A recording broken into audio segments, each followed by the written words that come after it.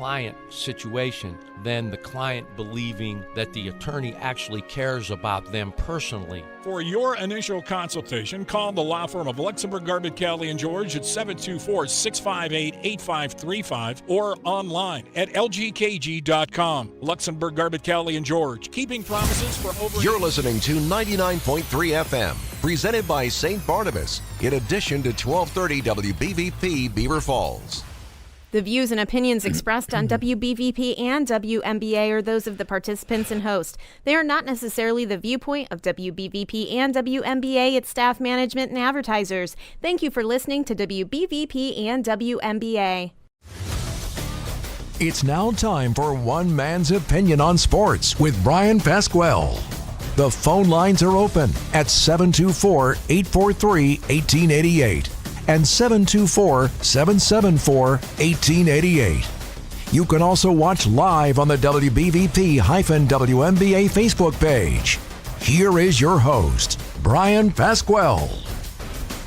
Pete Rose dies at the age of 83 today, September 30th, 2024.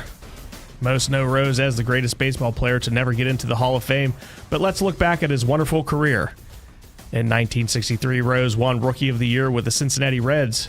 In 24 seasons, Rose batted over 315 times. During the 12th inning of an All-Star game, Rose took out the catcher just to win the game. Rose was a 17-time All-Star, and 3 times he won the batting title.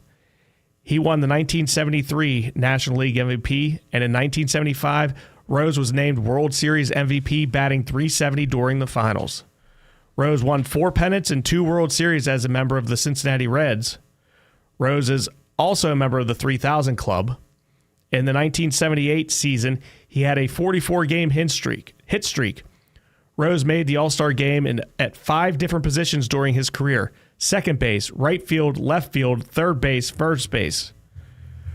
Rose became a member of the 4000 Hit Club as an Expo. With career hit 4,192, he became an all-time leader of hits. With 4,256 career hits, still stands today. Thanks for the memories, and rest in peace, Pete Rose. Well, welcome to the show, Ryan. Hey, how you doing, brother? Well, we got a lot of action. Hey, let me ask you one question about the Pete Rose All right, situation. I can hear what's going on now, yes. I could only hear what was going down the hall earlier. Now, is his lifetime ban... is that over? Because his lifetime is over. Okay, so here's the thing. In the world of, contracting, lifetime does not mean your lifetime. It's an odd theory, right? If you go and you get a lifetime shingle warranty, let's say, for your house, or you get a lifetime window warranty, that lifetime warranty does not mean your lifetime or anyone's lifetime. That means the projected lifetime of the product. So I don't know to answer that question. I think the reason that he was being punished, they didn't want him to go in, blah, blah, blah. He committed the acts of gambling that, kept him out all these years. But do they gamble in sports today? Exactly. Maybe that should be another reason they could look into. But again, the guy's gone. Why not take his accomplishments and put it in the Hall of Fame? Because they're certainly better than everybody else, so they belong there. Well, here's my situation with Hall of Fames. Like, who gives a rat's tuchus, right? Right. Like, what does that even mean? That means nothing to me. Okay, they have guys that have taken steroids. They're known to take steroids. Exactly. Now they're on ESPN or Major League Baseball. You think A-Rod. He talks about baseball all the time. You have Big Papi. They both did steroids. Yeah. Everybody knows they did steroids, but they're not going to let Barry Bonds in. Yeah. See, that's what I'm saying. Come on. Everybody gambles. What, 80% of the population gambles? 80% of those people gambled, and they're in the Hall of Fame. Right. Why not Pete Rose? I think it's because he was gambling on his own games. To win. He never gambled them once to lose. Right. If you prove to me one time that he threw a game as the manager to lose, okay, I get it. But that makes logical sense. But if you're gambling to win every time, I think my team's good. I'm going to go out and try to win. But how do you prove that? People could put forth proof that he did it when he was winning, but I mean, is there innocent until proven guilty? Exactly. What is there nothing out there that, everything points to it was all for him winning. I can't imagine that you'd be able to even dig it up if you wanted to, whenever he was gambling for them to lose. You know what I mean? Is there any way to even prove one way or the other, to be honest? Regardless, what does it matter?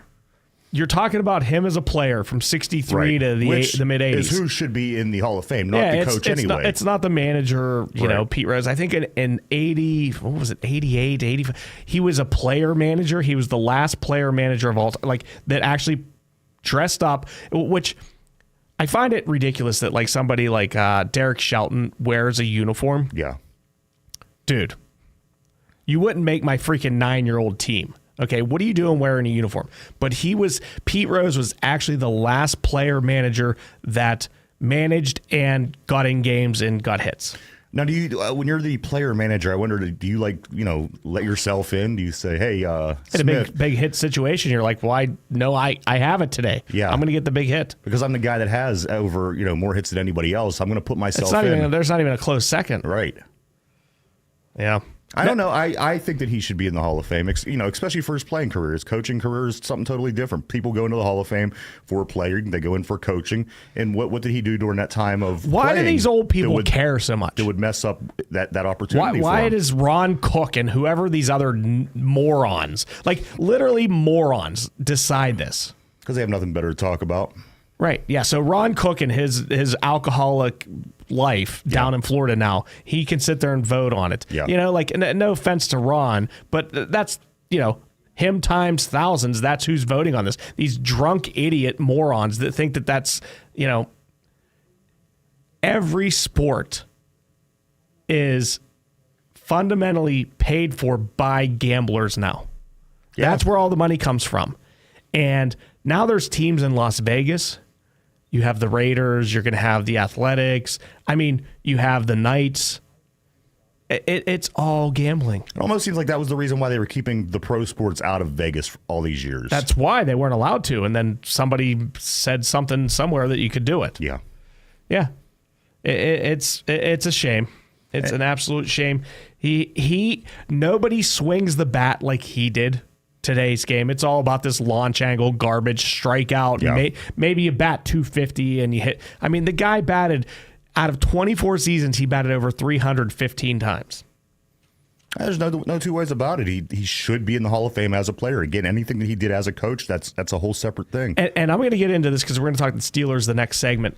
But Pete Rose hustling down to second base, hustling into home. I watched the Steelers game again today, and I watched TJ Watt not freaking hustle. That dude, we're going to get into it. I have so many things to say about that dude, but he is no Pete Rose, that's for sure. No two ways about that. Pete Rose is probably the best hitter in baseball ever. Yeah, tough to argue. Yeah. Tough to argue. Plus, he had that big hair in the 80s. Him in the Phillies and Expos uniform. Yeah. The only reason I think I knew Pete Rose, and here's that, because in 63 he entered the league. I was born in 77. But I was a big Pasquale Perez fan of the Expos. Well, I wonder why. And randomly. and Pete Rose played with the Expos. Yeah. And he actually, what did he break? He broke something with the Expos. He broke the all-time hitting record with them. No, he became a member of the 4,000 hit club with the Expos. That's what it was. Yeah. I cut the tail end of his... Well, he was the second. I believe he's still... I think there's only 2 people in 4,000. Yeah, I was at the very end of his career when I was a kid. He was finishing up. I believe he was in that player coaching situation. Yeah, betting on games. You saw him down there with the betting scorecard. Yeah. Saw him betting. I saw Leland smoking. It was a whole thing in the 80s. Leland, yes. So, the 70s, I mean, the Pirates were good and the Reds were good, right? I think they won 4 World Series in the 70s between the two of them. So that was a big rivalry. And now you have garbage. We have the garbage Major League playoffs going on right now. There's a game. Houston's playing.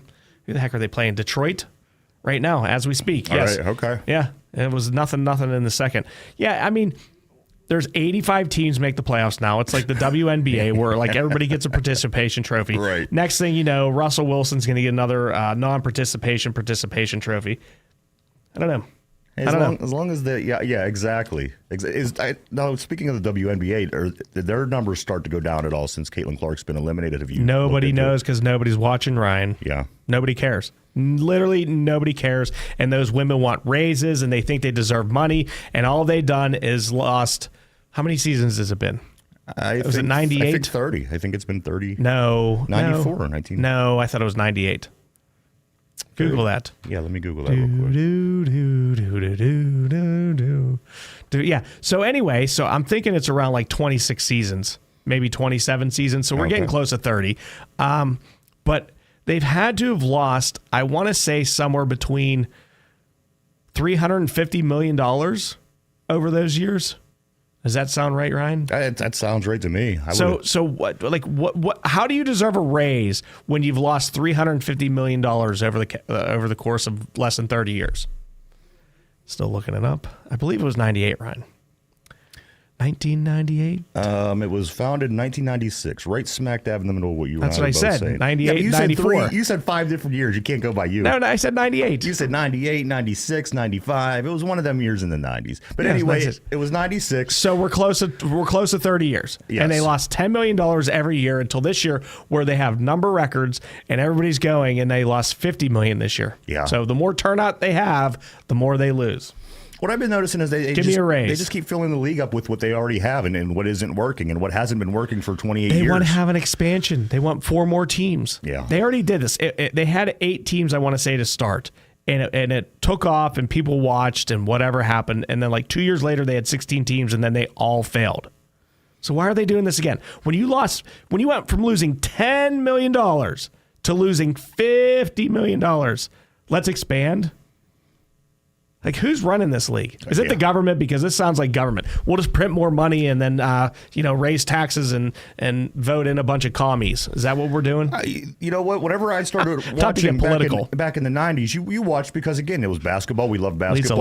Lisa Leslie was dunking the basketball out in Los Angeles. And you thought, wow, this league is, the sky's the limit. But you started to see it became more limited. There became not to be confused with the Chicago Sky. And there would be a lot of people no limit. that over time they weren't able to dunk anymore. And everything that you were excited about, the Cheryl Swoops, the Lisa Leslies, the Lobos, it wasn't about these people anymore. Now you're watching the game. There's no dunking in it. So what am I watching and why am I watching it? I was watching an interview with, what's the little pretty girl's name? She's 5'8". She's been playing forever. She's second. Clark beat her college scoring record. I'm not sure. What the heck's her name? Pretty girl. She's on the Vegas Aces. 5'8". Vegas Aces, has a cute little nose that goes up. Come on, there's like 2 pretty girls in the whole WNBA. You can't know who I'm talking about? I don't have any idea who you're talking about. Plum. How long has she been in the league? I don't know. Kelsey Plum. They interviewed her, right? And she's talking about, I came in and I got, I was an innocent white girl and I got, picked on and this and that. And, but she talked with an accent. And it wasn't like a country accent, and it wasn't like a southern accent. Whatever her accent is, we won't get into that. But she's from the suburbs of like San Diego, and she was talking with this accent. And I'm like, how many years have you not, like, you don't talk with that accent anymore. Right. Anyway. Well, I think a lot of times people, they would pick up. Was it Kelsey Plum? What's her name? You would start to pick up an accent no matter who you're around. Yeah, because you're trying to fit in. Listen, if you're in the workplace, yes, absolutely. It's like when Kamala Harris went to Chicago and talked with the Chicago pretend accent. That's exactly what it is. In Atlanta, and then she talked to that accent, and then she came to Pittsburgh and she didn't have an accent all of a sudden, all in the same day or within a day or two of each other. Anyway, I've got a lot to complain about. It was about 3 hours, the difference between Detroit and Pittsburgh, actually. It was the trip in between. She went straight from Detroit to Pittsburgh. 2020! Or whatever she was saying. Yeah. I don't have time for this. I'm so sick and tired of politicians. I'm sick and tired of the whole commercials. They're a bunch of liars. The only politicians I trust are the people that aren't politicians going into politics. Yeah. And then the rest of you're a bunch of scum. And the big thing nowadays is, one of the candidates is lying. They're lying. I thought it was commonly known that politicians lie. That's what they do. Did you watch the vice presidential debate? I did not. Okay, so basically, here's what happened. They actually had a role because ABC did the last debate, right? And they fact-checked Donald Trump 11 times and Kamala Harris 0 times, even though, it was deserving of Kamala, I don't know how many times, and not Trump how many times. But the role was for the CNN debate was they were not allowed to fact-check you. So J.D. Vance is up talking, and they fact-check him. And he goes, well, you just broke the rules, so let me correct your fact-checking. And they try to cut him off. They're like, we got a lot to get into. After we accuse you of lying, we got a lot to get into. We got a lot to get into. We got a lot to get into. And he went in and corrected those 2 female, and then you know what he was called? What's that? Misogynistic pig, because he corrected 2 females, and he was mansplaining. Wow. Dude, why would I want to tune into that garbage? Yeah. It's a circus, So should he have not done it because it was 2 females? If it was a guy and a female or 2 men, then it wouldn't have been misogyny. It's weird. That's just weird. Everything about it's weird. Yeah. Well, listen, we're going to go to break. I want everybody to come back. I want some phone calls whenever we come back. You guys have been listening to WBVP 99.3 FM and 1230 AM. We'll be right back to One Man's Opinion on Sports. Want the ultimate cigar experience? Fat Boys Cigars Premium Tobacco Shop and Smoking Lounge is located off of 376 in Center Township. Fat Boys Cigars offers all your cigar needs with an assortment of some of the finest cigars, including small batch boutique cigars and over 21 aromatic pipe tobacco blends and accessories. Stop and see their luxurious lounge accommodations. Book them for your next event. Visit their social media page for a list of event dates and times. Welcome to the Fat Boys world, Beaver County. At Geneva College, your academic experience will prepare you with exceptional expertise in your chosen field. But what you'll learn is so much more than just that. Integrating faith and learning, you'll grow to see God's purpose and calling in your life's work. You'll be challenged to imagine how the world around you could be different and what your part might be in making that difference. You were made to live courageously. Visit geneva.edu today. Make your dream of a college degree a reality at Community College of Beaver County. CCBC offers 10 pathways to success, including health sciences, criminal justice, industrial technology, business, and more. Start at CCBC and finish your career or get transfer ready, all at a realistic cost. Enroll today, ccbc.edu. When you talk about community involvement and safety, the name Fry stands at the forefront in Beaver County. Fry Transportation's mission is to continue to raise the bar as the gold standard in their industry by providing the safest, most reliable, and cost-efficient transportation service in Beaver County through their strong relationships with their communities, best-in-their-class drivers, equipment, and technology. There's nothing more important than the safety of their students, employees, and community members. Fry Transportation, where the quality of their organization is characterized by the makeup of the individual behind the wheel. The views and opinions expressed on WBVP and WMBA are those of the participants and host. They are not necessarily the viewpoint of WBVP and WMBA, its staff, management, and advertisers. Thank you for listening to WBVP and WMBA. This is Andy Toole, men's basketball coach at Robert Morris University, here to talk about my friends at Falcone Moon Township Ford. I know what it takes to win a basketball game. It begins with practice and a team of players who want to win. The same is true of the team at Moon Township Ford. Professionals who will win you over. They'll find the best rate and terms on a car loan to help you get the best deal. Make a fast break and avoid the roadblocks that stop you from finding the car you want. Go where I go. Moon Township Ford. Falcone's Moon Township Ford, where friends send friends.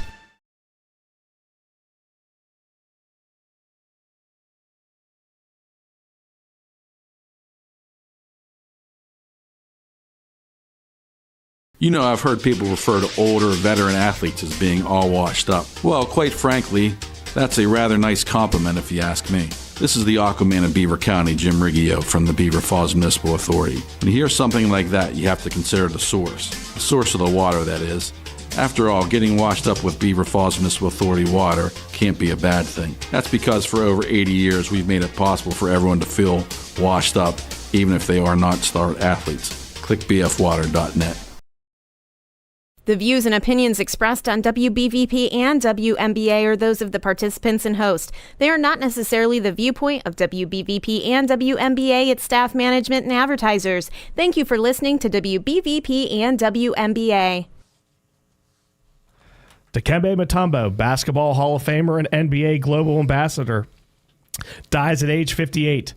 Dikembe moved to the United States from the Republic of Congo. He played basketball for John Thompson and the Georgetown Hoyas, playing alongside Alonzo Mourning while at Georgetown. He was the 1990 and 1991 Big East Defensive Player of the Year and the 91 Big East First Team and AP All-American Third Team. He was selected 4th overall in the 1991 NBA Draft by the Denver Nuggets. He finished 2nd in Rookie of the Year. The 4-time Defensive Player of the Year averaged over 4 blocks per game and 13 rebounds during his prime. Dikembe was a 10-time All-Star and also made it to the finals as a Philadelphia 76er. Dikembe played until age 42 and was best known for shaking his finger, no, after he rejected someone. R.I.P. Dikembe, R.I.P. Well, welcome back to One Man's Opinion on Sports with me, Bryan Pasquale. I'm here at the St. Barnabas Studios. Joining me today is my producer, Ryan Garazunas.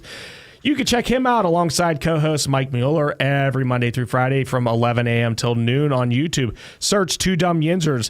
That's D-U-M, The Two Dumb Yinzers. They talk Steelers, Pirates, Penguins, and much, much more. Also, make sure you check us out here on Beaver County Radio, Facebook Live, and Beaver County Radio YouTube. If you'd like to, give us a call today at 724-843-1888 or 724-774-1888 and chime in on the Steelers, the Pirates season, the Major League Baseball playoffs, the NFL season, the election. I don't care what you call in on. We're going to talk about something for the next hour and 45 minutes here. We do have a caller. We do. It is not Pete Rose. He made sure to make that point very clear. It is the anonymous gambler. It's not Pete Rose. Go ahead, anonymous. Sorry to spoil the surprise. I am not Pete Rose. It is not me. That's for sure now. Speaking of gambling, though, what is this new rule in the NFL with the when there's a safety and there's a punt? The overcash. They got the ball have you ever seen a team get the ball at the 10-yard line to start a drive? Yeah, it was supposed to be a safety, and they gave him the ball at the 10. I have no idea what's going on. I've not had a chance to look into that role, but it sounds to me like maybe the Italian mafia might have a say-so on what happened on that game. You know what, too? Jared Goff's, I thought that I don't understand forward progress. I guess it could be like holding in the NFL, just whatever the official feels like. But he extended the ball, and does that count as forward progress? Then he goes back to the ground and, tucks it. They reviewed it and called it a safety. So, again, questionable calls in the NFL this week. Well, here's on the forward progress, and here's what I want to point out. The way the rule works, and it's so dumb in the NFL because basically, I don't know what the collective IQ, if you had to add up all the players and divide by their IQ, I'm sure it's under 80. But the collective IQ in the NFL is very low, so this would fall into that. The head of the football is where the forward progress is on any play, right? If you break the play and you score, if you get past the first down marker, it's the front of the ball. But for some reason, with coming out of the end zone, the entire ball has to be out of the end zone, and that was not all the way out. Oh, the entire ball has to be out. Yeah, I guess you never really got a close. Again, it's just weird timing in the way it happens, and with the line and everything else, it makes you wonder. But that over-under in the Tennessee-Miami game, it didn't have a chance at cashing, and then I think we had literally had 17 points in the last 4 minutes. Makes you wonder. Right. Oh, it definitely does. That's why I don't gamble. I mean, it's the way the NFL and major sports work is they are there to entertain. They are not there to be fair. It seems almost like the elections, they don't want to be fair. They just want to win whoever they want, right? Well, yeah. Well, speaking of politics, to bring that in, I guess, Joe Biden or Tim Walz or anyone actually can go on stage and make a buffoon out of themselves. And it takes a lot for anyone to ask for a change. But Justin Fields, one semi-bad game, couple bad mistakes. People already want him out. They want Russell Wilson. the human statue to be back there behind that awful line and throwing passes. I hope it happens. Yeah, I mean, Fields rushed for 2 touchdowns. He threw for another one, had 314 yards, over 70% completion percentage, and everybody's like, they've got their tiki torches and pitchforks, and they want him hung. You know, it's like, what did he do wrong? I don't understand. I thought he's had about the best 4 games you could possibly have going in. It's a new team. It's a new offensive coordinator, obviously, from him. Judging by what we saw in Atlanta, it might not be a great offensive coordinator, but it works for him, and he's making it work. And then these people, like I said, just are calling for a head after we started off 3-1. What more do you want? Do you want 4-0? Do you need 4-0? Do they need 4-0? They needed something, because if they would have won 24-21, there would have been no issues. But because they lost 24-27, there's a million issues. Yeah, well, the main issue is going to be that offensive line going forward. And it's no fault of their own, really. We had some injuries. But, again, having the human statue, the Statue of Liberty, literally, a stone statue, Russell Wilson. You know, speaking of the Mafia, with wearing cement shoes back there when he's scrambling around, it seems like. I watched, what the heck was the movie? Entourage. Do you remember the HBO show? Oh, great show. Yeah. They made a movie out of it, and Russell Wilson makes a cameo in it, and he has a few lines saying that if he listened to everybody that said he was too short to play, he would ended up, I don't know, like making fries at McDonald's or something. It was actually in the movie. Well, besides McDonald's, you're going to be in the Vice President of the United States, right? Maybe. We don't even know. Well, she said she did work there. Hey, she also said she was a middle-class American. Yeah. Oh, yeah. I'm sure. Did you see her parents' house? But, hey, I mean, millions of dollars. Millions. Hey, let me ask you guys. Have a great day, though. Hey, real quick, Anonymous, let me ask you guys this. You called in and asked about the rule, the safety. Let me ask you guys this. What about the kickoff rule, the dynamic kickoff? It's literally accomplishing nothing. It's the same exact thing. The kickers are still kicking into or out of the end zone, except now the teams get the ball at the 30 opposed to the 25. You guys like this? Is there any reason for it? I think the NFL is seriously considering changing it back. What do you guys think about the dynamic kickoff? I watched a TikTok video and said sooner or later it might take a few seasons, but a team is going to catch on to this and figure out a way to exploit it. And the example they use is like using like a rugby style play, which seems absolutely stupid because you could fumble it. But at the end of the game or something like that, it wouldn't seem like that. A rugby-style play where you're not – but again, it's going to take years for any team to perfect something like this. So. And they took this from the XFL, the UFL, whatever it's called, and I noticed as that season was wrapping up before the NFL started, they changed away from that in the UFL. They now have the regular old kickoff, so they went away from it as the NFL went with it. I think it's just a matter of time. I don't know if people like that or not, but again, it just seems to me like nothing is really accomplished by changing that rule. Can we vote Roger Goodell out? I feel like his regime's been going on for a little bit too long. He came in whenever there was the whole concussion thing, like the whole Marlboro, we weren't responsible for cancer and cigarettes. And basically Goodell came in to say that, the NFL is going to change everything to protect these guys. Meanwhile, they're all still getting hurt. It's just the same rate. I think he makes, I don't know how many millions a year, too. Talk about someone. It's like 40. Like he needs to go to the chiropractor or something. It's insane. Yeah. Well, all right, you gentlemen have a great day. I can't wait to call in next week after another crazy week in the NFL and college. Maybe we'll talk about college next week. And you know what? We do got the big Steeler game with the Cowboys, which is Sunday night this week, too, so that's going to be pretty big. All right, you guys have a great day. Thanks a lot. You too. All right, Roger Goodell. His deal is worth over $200 million, which nets his career earnings to nearly $700 million. $700 million. Jeez, he's getting up to the Jerry Seinfeld level of money. What do you do with $7 million, let alone $700 million? What do you do with it?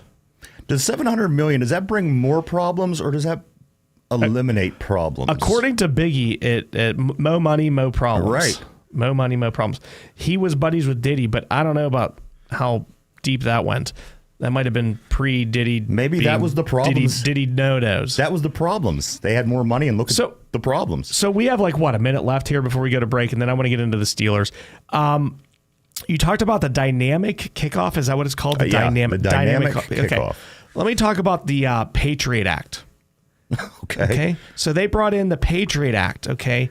It is basically to take away the citizens' rights to have an attorney represent them. Even if you're guilty, that's your right to have it. No, they want to get rid of that. The Affordable Care Act. It was meant to make it affordable for you to have health care. Right. Well, we know it did the exact opposite.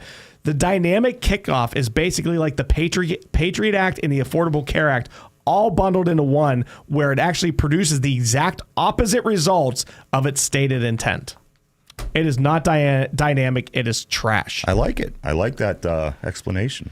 All right, everyone. We're going to get into the Steelers, and we're going to talk about the game against the Colts, and then we're going to get into their game against the Cowboys coming up. You guys have been listening to WBVP 99.3 FM and 1230 AM. We will be right back to One Man's Opinion on Sports. The best of Beaver County is easy to discover. It's right here on your radio. Tune in Beaver County Radio or watch the Best of Beaver County live on Facebook or YouTube video this and every Thursday from 11 to 11:30. The program is made possible by St. Barnabas. For over 3 years now, the show has been dedicated to shining light on the great things going on right here in your neighborhood and the people that are making it happen. This Thursday, enjoy conversation and insight from an intriguing lineup of guests who are creating excitement and having an impact right here in Beaver County. Your friends and neighbors at St. Barnabas are pleased to support the Best of Beaver County. The radio broadcast will also be replayed each week from 11:30 to noon on Sundays on Beaver County Radio. Archived Best of Beaver County videos can be viewed on the WBVP WMBA Facebook page. It's your chance to encounter the best of Beaver County with host Mike Romai this Thursday starting at 11. For more information, visit beavercountyradio.com. Beaver County Radio proudly welcomes Fry Transportation to their family. You're listening to 99.3 FM and 1230 WBVP, live from the all-new Fry Transportation Studios. Seen all the construction here in Beaver County? Work on the Frankfurt Bridge, sewage improvements in Hopewell and Beaver, the connection of Darlington residents to the Beaver Falls water system after the Norfolk Southern derailment, and replacement of the Montgomery locks and dam. It's the largest infrastructure project in 50 years, and it's the work of Joe Biden and Kamala Harris. Donald Trump held press conferences saying he was going to fix our infrastructure, but he failed. Too busy tweeting. Failed to build a wall, didn't get Mexico to pay for it. We lost 3 million jobs and got stuck with the largest deficit ever. It's simple. Should we support the failures of Trump just so he can give himself and his billionaire friends like Elon Musk more money? Or move our part of Pennsylvania forward with Kamala Harris and Tim Walz? America's Future Majority Fund paid and is responsible for the content of this advertising. AmericasFutureMajority.com. Not authorized by any candidate or candidates committee. The views and opinions expressed on WBVP and WMBA are those of the participants and host. They are not necessarily the viewpoint of WBVP and WMBA, its staff, management, and advertisers. Thank you for listening to WBVP and WMBA. You know, we just heard a commercial, and my views are not backed by WBVP, but that was the biggest trash commercial I've ever heard in my life. They just said that Donald Trump gave us the biggest debt we've ever had in our life. Today is the biggest debt we've ever had today, not 3.5 years ago. So I don't know what that commercial's all about. Sounds like a bunch of garbage. I do recall, though, and I want to trash Permanis here because you're just a piece of garbage company, and I've had it with you. There was, out in Robinson at Permanis, there was a bunch of Trump supporters in there, and Kamala Harris was coming into town, and she was doing some promotion there, and they kicked out all the Trump voters, and they bust in these white vans by the dozens, a bunch of pretend fans of hers, paid actors to pretend that they were fans of Kamala Harris in Permani Brothers in Robinson. Then they kicked out J.D. Vance down in, the North for Sales one here recently, Ryan? You don't have to get into the politics with me, but I'm going to. It was because I had to hear that Kamala Harris Joe Biden nonsense commercial for 30 seconds, and it was the biggest trash I've ever heard. Okay. Well, listen, my viewpoints are not that of WBVP here in Beaver County Radio, so take that for what it's worth, but I just had to give my 2 cents. All right, let's talk about the Steelers here, Ryan, right? Let's get off the politics here for a second, even though it is, the most important times in our history. I agree with you. I do agree with that, but I cannot wait till it's over. The whole political thing with the president. Jeez, man. Here's my thing. Let's just say Harris and what's that other commie's name? Waltz. Yeah. But what if they win? Is that the end of democracy here in the Republic of the United States? Because, is it a one-party country? And is the Democratic primary, which we didn't even have one because we just, elected whoever we wanted to or appointed whoever we wanted to this time. But is that going to be the election? Is just the Democratic Party and they just roll? I hope not. Here's the thing. I think that we are going to take a pretty big hit if they do are in fact victorious. However, it just depends how those next 4 years go. I mean, they could change things to have things continue to go their way. 1988 freaking USSR, maybe. Have things to continue to go their way, like Barack Obama, and keep all these people in, to where they are. I just think that I don't think that we're going to be in grave danger, but I think it could be really bad. Well, anyway, speaking of grave danger, TJ Watt. Speaking of grave danger. If you're looking for a positive show, you tuned into the wrong station. If you want to have misery and anxiety and just anger, just tune in, get your box of tissues out or whatever you want to do. Tell the kids to go play outside and listen to this. TJ Watt, $30 million a year, Ryan. $30 million a year. What have I said about this guy? He doesn't play against the run. He's going to get eaten up by the Colts offensive line. I literally saw, and I'm trying to look up his name here, but the tight end of the Colts was able to manhandle TJ Watt all game. TJ Watt was invisible. He was garbage. And here's how I try to describe him. When he's a little bit behind the play, maybe he can go in and come from behind, like after somebody makes a cut, he just gives up on the play. And he was jogging. Like those old ladies out there, they're in like their 80s. They got the little like weights. They just walk real fast. Yeah. Like basically he was walking real fast. Like, she's got the headband on and she's got the socks pulled all the way up that are pink. The whole thing. Yeah. And it also looks like maybe he's got to go to the bathroom out of the back end and something's like exiting just a little bit and he's trying to keep it in. And that's how he runs. I swear to God, it's gross to watch a professional athlete that considers himself the defensive player of the year to run like an 80-year-old woman that has to go number 2. I mean, especially for what is expected of him. I got to tell you, I don't expect any player to be able to carry the same level of intensity that he was able to carry through the first couple of games through 17 games. It isn't going to happen. But with TJ Watt, it's other things that come along with it. It's just, it isn't the fact that he's not dominating the way that he was. His whole style of play was different, Bryan. And as you're saying, he was coming up short on every play. It didn't appear that he was hustling like he was the 3 previous weeks. There was definitely a difference in his play. He was going up against future Hall of Famer Drew Ogletree. Like, literally, when Drew Ogletree could just manhandle you one-on-one, you're not the best defensive player in the... I don't care what you Steelers fans drink and your beer goggles and your Steeler goggles.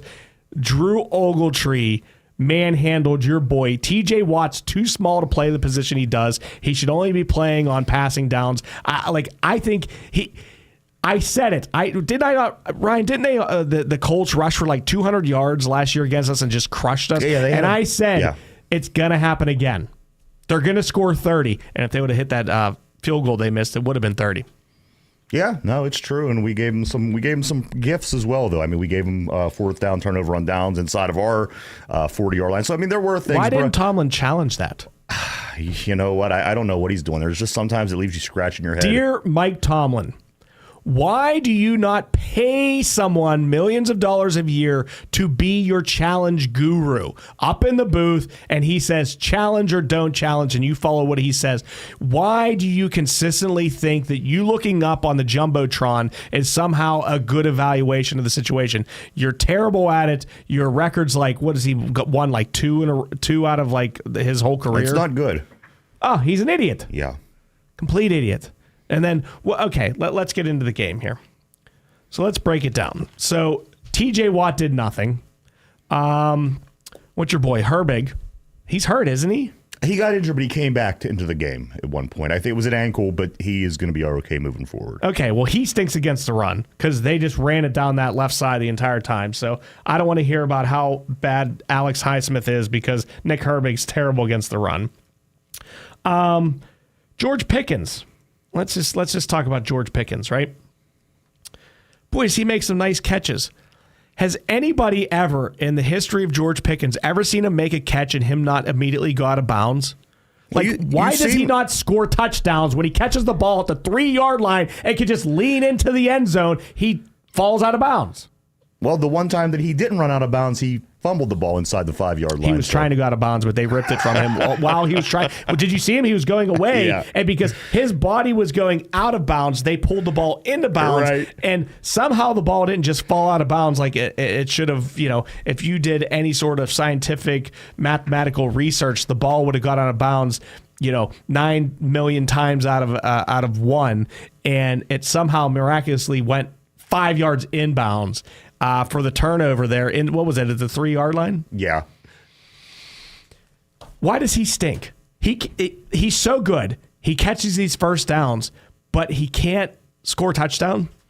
And then he does this. What's this, Ryan? What is this?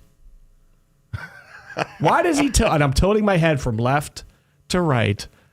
He points to the first down and he tilts his head back and forth, left, right. Like, what is that? Is he like stretching his neck or what's he doing there? I don't know. Kind of looks like, I think, Jason, the slasher. Like Jason Voorhees? Voorhees. I think he does that with his head. Oh, I want to get him the hockey mask then, like the 1980s plain one, not like the cool Marc-Andre Fleury one. No, right, of course. So basically, the first drive, the Colts just drove down, and this dude that nobody knows, what's his name? Richardson? Anthony Richardson, yes. Anthony Richardson looked like, I don't know, Warren Moon out there. Would you have rather continued to play against Richardson, or would you rather have gone the way that we lost, so I would say Richardson because that's just going obvious. In hindsight. Well, hold on one second. Going in hindsight, who would you have rather faced? Not knowing what you know now, how the game resulted. Would you have rather faced the young Anthony Richardson? Dude, did you see the balls he slung? He just was it was on a dime. Yeah. There's nothing we could do. But the thing about Anthony Richardson, that isn't all the time with him. It was very rare. It was a first drive. Again, a lot of times first drives, every play is already predetermined. I don't know if you were going to get that play from Anthony Richardson through the whole game if he would have played. Our defense stunk. So I don't think it mattered who played. Like, where is what's his name? Fitzpatrick? Have we ever heard of him? Yeah, where's he been, huh? We brought in this Patrick Queen guy. Where was he? Hayward had a sack, but outside of 2 plays, where was he? Obviously, TJ Watt stunk. Joey Porter Jr. Third and 6. 2-step drop, boom, 7-yard pass right in front of him. How are these guys, okay, now you talk about Flacco, okay, like, would we rather have had Richardson? Flacco came in, and he was there, boom, boom, boom, and the ball was out. Yeah. And every time the guys were wide open past the sticks. How can our defensive backs not cover guys for 2 freaking seconds? How are you that far off them? You're scared of Joe Flacco in the deep ball? I mean, don't you have TJ Watt that's supposed to get to him after 3 seconds? Yeah. Oh, just terrible. That defense was atrocious. The Colts offense is garbage. Yeah, exactly. Absolutely garbage. They ran all over us again. And I got to tell you, I'm not too impressed with the new middle linebackers either. Your Patrick Queens or Peyton Wilson. I'm not saying they're not talented guys. They're very talented guys, but they're having a very hard time in the middle of the field picking up, field patterns, tight ends, running backs, things like this. I constantly see them chasing after these guys instead of covering them. A lot of times, Peyton Wilson is right there. The catch is made. He makes the tackle. But so many times, they're just not in position to make a play or stop a play. Well, they stunk. Every time the offense needed the defense to do its job, it didn't until the end when they did force the 3 and out to give the offense the chance to win the game. But I don't know. Overall, that defense was garbage. I mean, the Indianapolis Colts, they're not a good team. They don't have a good offense. They went in there with what was Joe Flacco, like 63 years old? He's like that old lady walking next side of T.J. Watt and his turd trotting, whatever he does. God, what? I'm so mad at T.J. Watt. I watched the game, and I literally was like, dude, that's embarrassing. I'm making a video of it. I have to. That just shows him just trotting around the field like for no reason. Yeah. Embarrassing. You like, and when his brother goes on and says, "Wow, my little brother, he's the best player." I want to show like this video. Like, what's he doing here? Right. Please explain this to me. Please break it down to me, JJ. Explain it to me. I guess he's smart enough to figure out how to make the plays that people pay attention to. Because, again, at the end of the day, people are going to say from all around the league that this dude is the best defensive player in the league, which I don't agree with. There are many, many very talented players on the defensive side of the ball in the league. But, he tends to get the nod, him and a couple other guys. But at the end of the day, think of all the things that some of these guys could do. Guys that play in the secondary, guys that play on the line. They're amazing players, but yet T.J. Watt is the best in the league every year. Yeah, think about it. Like Tim Duncan, he goes down and he banks in that big shot to put you up by 1 at the end of the game. But then the highlights, some idiot making a dunk down by 17. Right. You know, it's like, we're going to get into the Steelers more here. I want to talk about the matchup versus the Cowboys coming up too, guys. You've been listening to WBVP 99.3 FM and 1230 AM. We'll be right back to One Man's Opinion on Sports. Football season is here, and East Rochester and Tuska Shop and Save is your tailgate headquarters. With all the food and beverages you need to make your tailgates and game day parties the best in town. Fire up the grill with their top quality meats, delicious burgers, hot dogs, and chicken wings. Get your cheese and meat platters, dips, and all your game day snacks. Check out their wide variety of wines and the beer cave. Don't miss out on amazing weekly specials and save money at the pump with every dollar you spend. Stop by your Shop and Save at the Tuska Plaza or East Rochester today for everything you need this football season. Tune in to Driving in the Fast Lane with Frank Sparks on 99.3 FM and 1230 WBVP, Monday through Friday from 6:30 to 9 a.m. Frank will talk about what's happening in the news, locally, regionally, and nationally. There's also music to get you started for the day, and Curtis Walsh will have the news. The show is brought to you by Patriot Home Care, so set your radio dial to 99.3 FM and 1230 WBVP.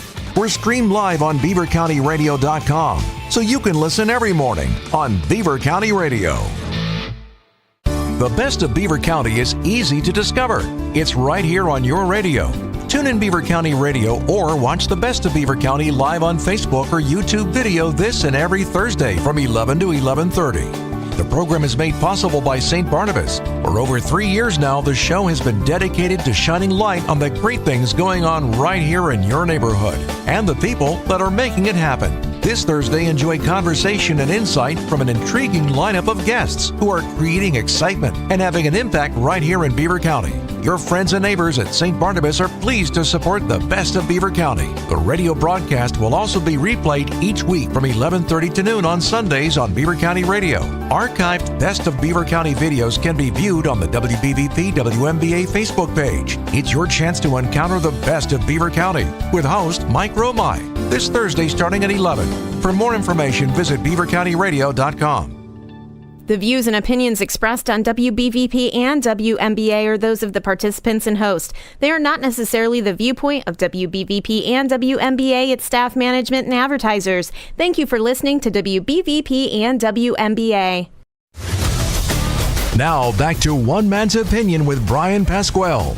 Welcome back to One Man's Opinion on Sports with me, Bryan Pasquale. I'm here at the St. Barnabas Studios. Joining me today is my producer, Ryan Garazunas. You can check him out alongside co-host Mike Mueller every Monday through Friday from 11 a.m. till noon on YouTube. Search Two Dumb Yinzers. That's D-U-M. Two Dumb Yinzers. They talk Steelers, Pirates, Penguins, and much, much more. Also, make sure you check us out here on Beaver County Radio, Facebook Live, and Beaver County Radio YouTube. If you'd like to chime in today, please give us a call at 724-843-1888 and 724-774-1888. We will be here till 6 o'clock, so give us a call now or never. We were talking about how much Kamala Harris stinks and that commercial stunk. But also, I just can't even handle this nonsense. Like when I turn on and I hear these commercials, it's like, dude, how do you not know who you're voting for by this point in time? Like what numbskulls out there like, well, I heard the commercial, so I'm going to go vote for them because they talked about the trains. Yeah, right. Like just garbage. Speaking of Russell Wilson, is his calf still tight?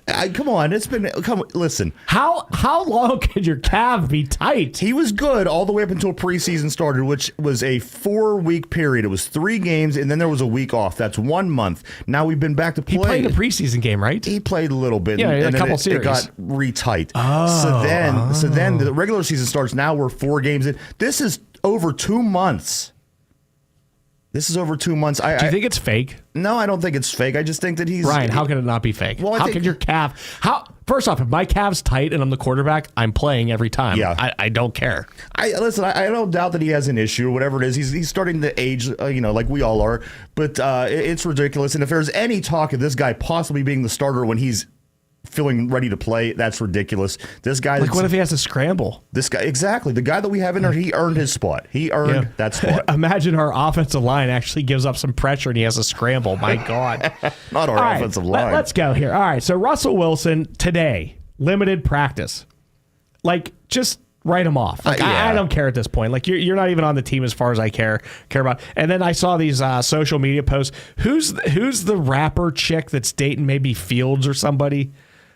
There's somebody that was at practice, and I don't know who she is. Was it the Glorilla? Yeah, yes. Yeah. It's Godzilla or whatever her name is. Yeah, she's not attractive. Godzilla, and then there's Sierra, who I think Sierra's gorgeous, by the way.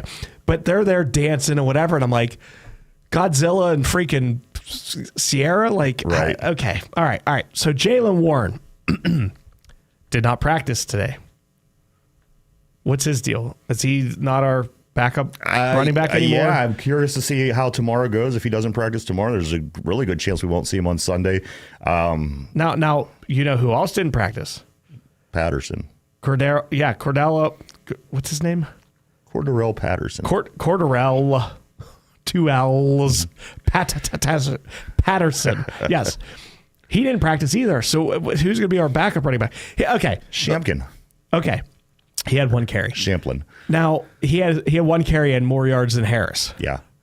What the heck happened to Harris? Why did he get stuck at the line of scrimmage every time? Well, I mean, if you watch the game, if you look at the 3 I watched it like an hour ago, maybe 2. So then you compare it to the first 3 games. There's one obvious problem that I think that Najee Harris has. He just has no explosion. He has no explosive first step to hit the hole. He's slow into the hole. Why is he so good out of the backfield then on pass plays? He is very good out of the backfield. Here's what happened on all 3 of our scoring drives. Here was our 3 plays. You ready? Designed quarterback sneak for 10, 12 yards. Then either a screen pass to Harris or a pass to George Pickens. And then the opposite, either a screen pass to Harris or George Pickens. Those were our 3 plays. Yeah. And then I think we had Freiermuth catch a touchdown. That was it. It's like Madden. We have 4 plays and we just keep running those same 4 over and over. Yes. Yeah, but no, I tell you what, if he can get through the hole, he's usually good. He'll start making contact and breaking tackles once he gets to the 2nd level, 3rd level. But getting through that offensive line seems to be a struggle for him. You don't see that issue with Patterson, bam, right through the line. You don't see that issue with Warren, bam, right through that line. He just does not have that explosive first step. Now, if you're a guy like Le'Veon Bell, he was different. Najee Harris ran different. He just don't have that. There's no explosive first step, and he finds himself running into defensive linemen a lot like he did this past game. And when Indianapolis comes into the game planning, knowing that this is what they're going to see coming out of the backfield, it really left Najee not too many options. He basically just kept running into that wall on the defensive line, and that was it. Bang, play was over. Bang, play was over. Who's Jeremiah Moon? 3rd string outside linebacker. I believe he was injured for the most part. Okay, he had a full practice.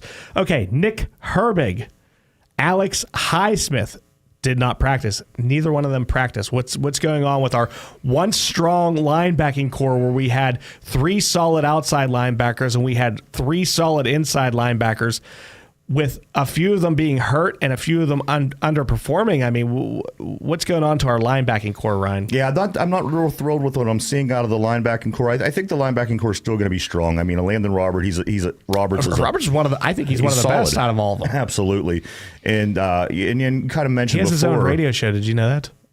On the. I don't know. No. I'm not going to mention the other station, but yeah, it's not on this station, so don't listen to it. But yeah, he has his own show. I was like, oh, does anybody tune in? But I'm going to, just because I want to hear how it's done. So because of what's going on, as you mentioned earlier, Highsmith, he is a better run stopper. Of course, he has the size that Nick Herbig doesn't have. Nick Herbig's a better pass rusher. Mm-hmm. So much better. If you could work that out with those guys, have one dude in on pass plays. If they're not practicing, they're probably not going to play. So then what do? We got Jeremiah Moon. I look to see Herbig get back at practice tomorrow. I don't think. Okay, that's good to hear, because I was nervous. Again, I don't know how that's after I watched the game. Listen, ladies and gentlemen, Sunday I did not watch the game. I had to go down to West Virginia and put up curtains for my daughter and take her to lunch, and I listened to the first quarter and the fourth quarter on the radio, and it was awful. But I finally got a chance to watch the game a couple hours ago. So I and when I say I watched it, I mean I rewound every play. So I watched it probably 2 or 3 times total here, and that's why I'm probably in a bad mood, because it was so bad. Ryan, I know you're busy reading something, but Siamalu, I am very confident that he will start Sunday night. Oh, thank goodness. He's somebody that we need to have back in this lineup. I mean, obviously losing all the other offensive linemen we lost to this point. Yeah, we're getting our potential Pro Bowl guy back. We're getting our potential Pro Bowl, the veteran, the guy that's been in the Super Bowl. This guy you want to have on your offensive line. Does that move McCormick over to right guard then, with Daniels being down? More than likely. Okay. Yeah. Well, here's the thing. Zach Frazier and Mason McCormick, the 2 rookies, I want to say 2nd round and 4th round picks, they gave up 1 pressure and 0 sacks in all the pass plays last game. Yeah. And I watched the interior line, Ryan. There was no pressure coming up the front. So I really like the job that they did.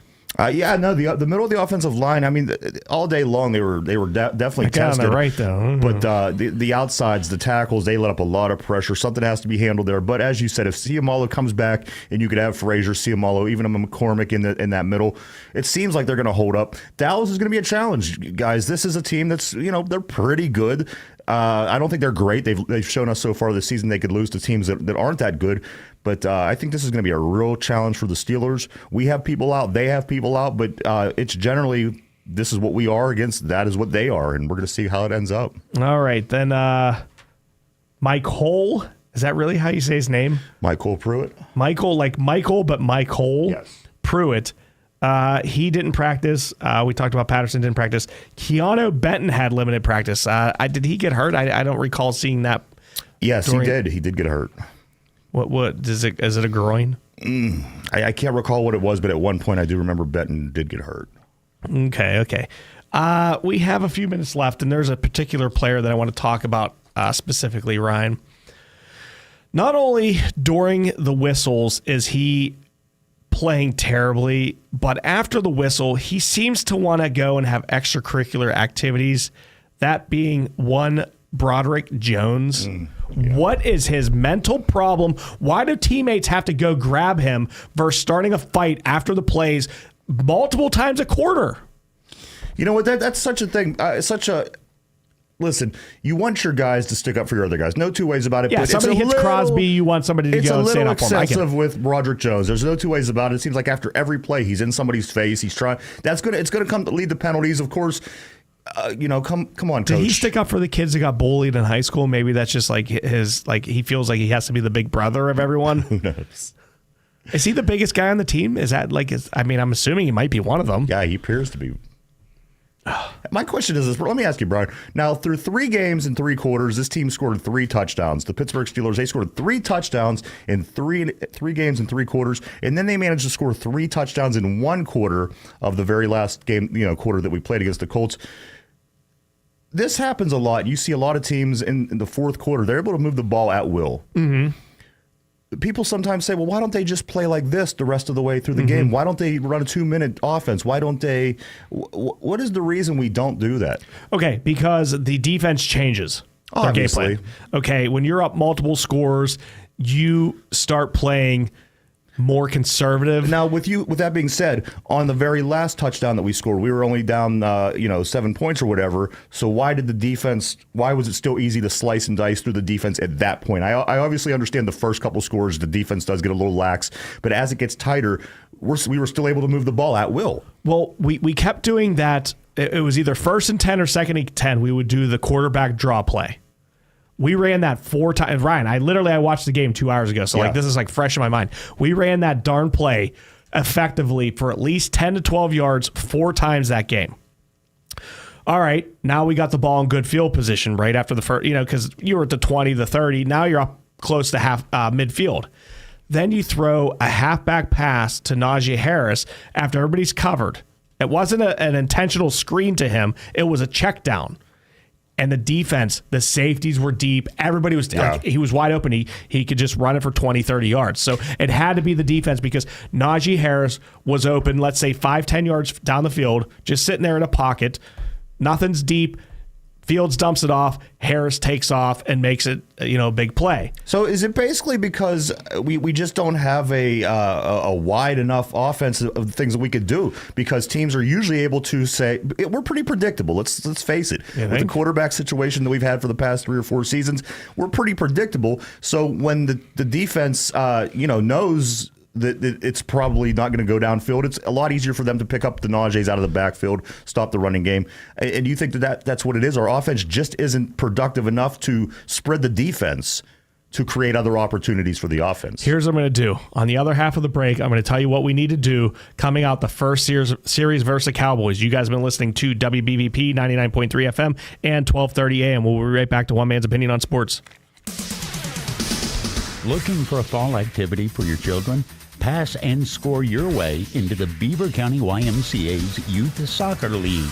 The league will teach the basic fundamentals of soccer. There will be 1 practice a week teaching drills and skills. This soccer league is for kids ages 5 through 12 and runs from September 10th to October 19th. Registration is already open. To register, go to beavercountyymca.org.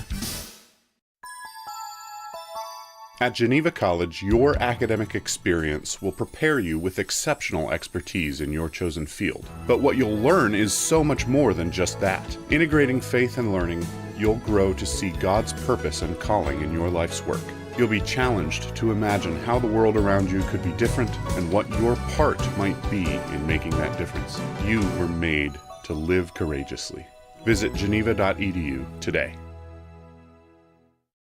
Looking for home services? Call Patriot Home Care in Beaver Falls. Their staff provides company, conversation, and companionship to all patients, ensuring medications are taken on time, participating in fun community activities, personal care, meal prep, and light household work are all services provided by Patriot Home Care, all thanks to the hardworking and selfless team members. Call Patriot Home Care at 724-506-8911 or stop in Patriot Home Care, 1225 7th Avenue, Beaver Falls.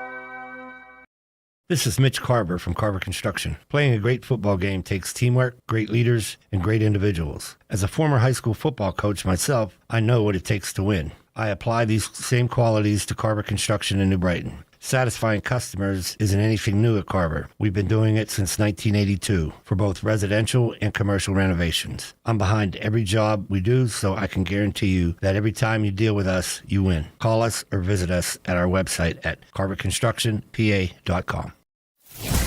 You're listening to 99.3 FM, presented by St. Barnabas, in addition to 1230 WBVP Beaver Falls. The views and opinions expressed on WBVP and WMBA are those of the participants and host. They are not necessarily the viewpoint of WBVP and WMBA, its staff, management, and advertisers. Thank you for listening to WBVP and WMBA. Now back to One Man's Opinion with Bryan Pasquale. Pete Rose dies at the age of 83, September 30th, 2024. Most know Rose as the greatest baseball player to never get into the Hall of Fame. But let's look back at his wonderful playing career. In 1963, Rose won Rookie of the Year with the Cincinnati Reds. In 24 seasons, Rose batted over 315 times. During the 12th inning of an all-star game, yes, an all-star game, Rose took out the catcher to win the game in the 12th inning. Rose was a 17-time all-star, and 3 times he won the batting title. He won the 1973 National League MVP, and in 1975, Rose was named World Series MVP, batting .370 during the series. Rose won 4 pennants and 2 World Series as a member of the Cincinnati Reds. Rose is a member of the 3,000 hit club. In the 1978 season, he had a 44-game hit streak. Rose made the All-Star game in 5 different positions. Yes, 5 different positions he made the All-Star game. Second base, right field, left field, third base, and first base. Rose became a member of the 4,000 hit club as an expo. With career hit 4,192, he became the all-time leader in hits. His 4,256 career hits still stands today.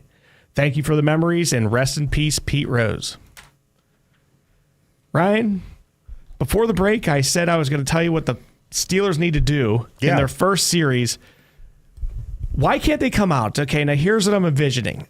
I'm envisioning flag football, and I'm the quarterback. We're down a couple scores. Now, but this is going to be the beginning of the game for the Steelers. I'm going to do whatever it takes myself to go down and score. If somebody's not wide open, I'm going to run for it. They need to come out in a no-huddle offense and let Justin Fields, if it's not there, take off. Yeah, absolutely. You know, maybe even the first couple... Shake it up. What did the Colts do? Listen, you went into that Colts game thinking, okay, these guys, they're going to run hard behind that line. What did they do in the very first play? He threw the ball 15, 20 yards downfield. They ended up getting a nice play, and that puts the Steelers' defense on their heels. Now they kind of have control of their first drive of the game. Why does the Steelers consistently do the same exact thing, play 1, 2, and 3 when they start the game on offense every game for the past how many years? It's the Cordell Stewart offense. It really is. Handoff first down, handoff second down, third and long. We're going to throw an incomplete pass because nobody's open, and punt. Yes. And look what the Colts did just to break that. They went down the sideline on that very first offensive play of the game. Again, that's going to make your defense start thinking. They're not going to stand there and tee off on your running back. Now I'm thinking to myself, okay, these guys throwing the ball downfield. I'm on my heels. Justin Fields is scrambling here and there. It's like, okay, now we've got to assign a guy to follow him around. That takes one guy away and opens up maybe something for Pat Freiermuth over the middle. Like I don't know what they're doing. To me, it sounds like incompetence. But you have the weapons. Van freaking Jefferson. They didn't throw to him until there was under 3 minutes left to go in the game. Yeah. Like, the dude's got to be open at least once or twice. Like, how are you not throwing to him? Yeah, what did he have? 4 or 5 catches in the first quarter of the season? I think that's all he has. Yeah, I think he had 2. He might have had 3 catches this last game, but it was at the end of the game where, and like I think he got a huge first down, but like they didn't throw to him. There was 3 minutes left. They're really just not taking advantage of the weapons, and I know they're loaded on defense, supposedly, with this overrated, overpaid defense, and they have all these young guys, but my God, I just... Justin Fields is the best athlete on the field. You saw it in the fourth. He had, 2 rushing touchdowns. He had first and 10, and second and 10. He got first downs on all of those plays. Yeah. So those 6 plays there are huge. And he had a nice pass to Freiermuth. He caught it at the 3, and he should have been tackled.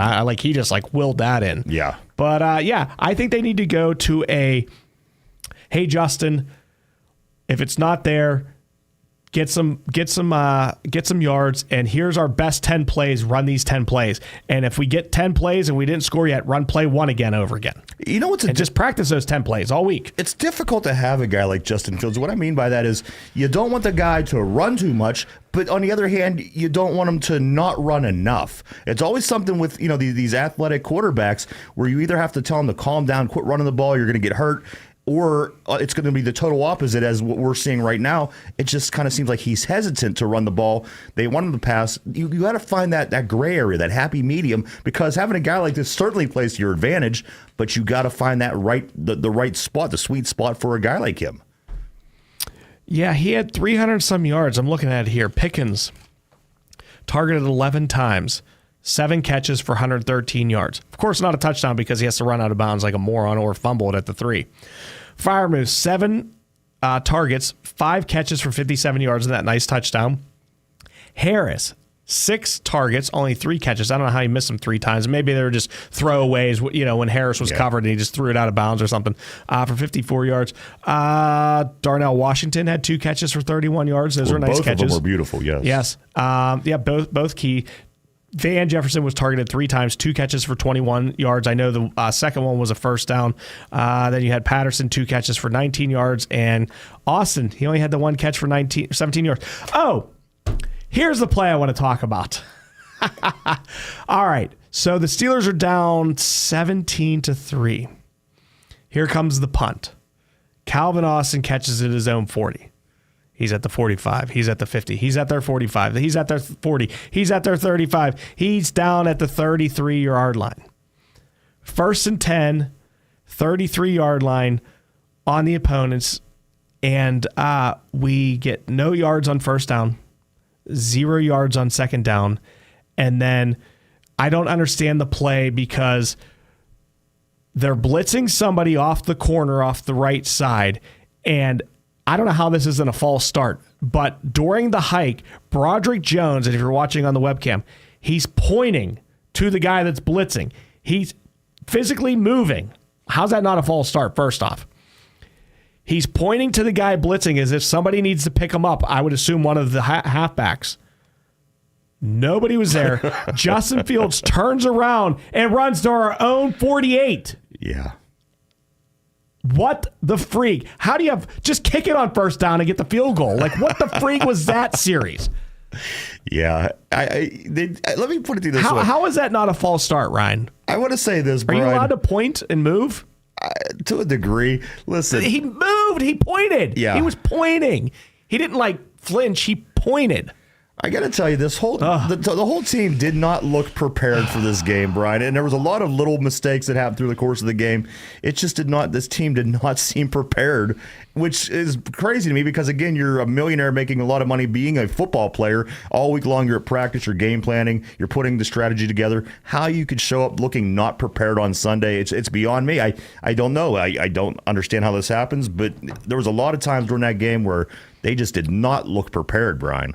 Well, let me ask you this. If you were paid $30 million a year and you're the highest paid player on the team, would you try or would you go out there and pretend like you have to go to the bathroom and have a dookie in your pants and I'd you can't run? I'd like to think that I would give everything I have, of course. But why is TJ Watt the worst? I can't. I literally, okay, and it wasn't my favorite sport, but it was one of the sports I played. In soccer, I played inside, middle...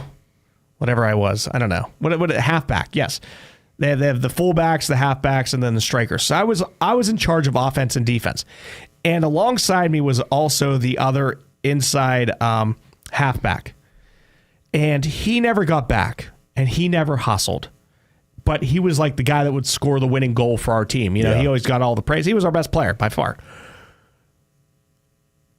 Why is TJ Watt just remind me of this kid?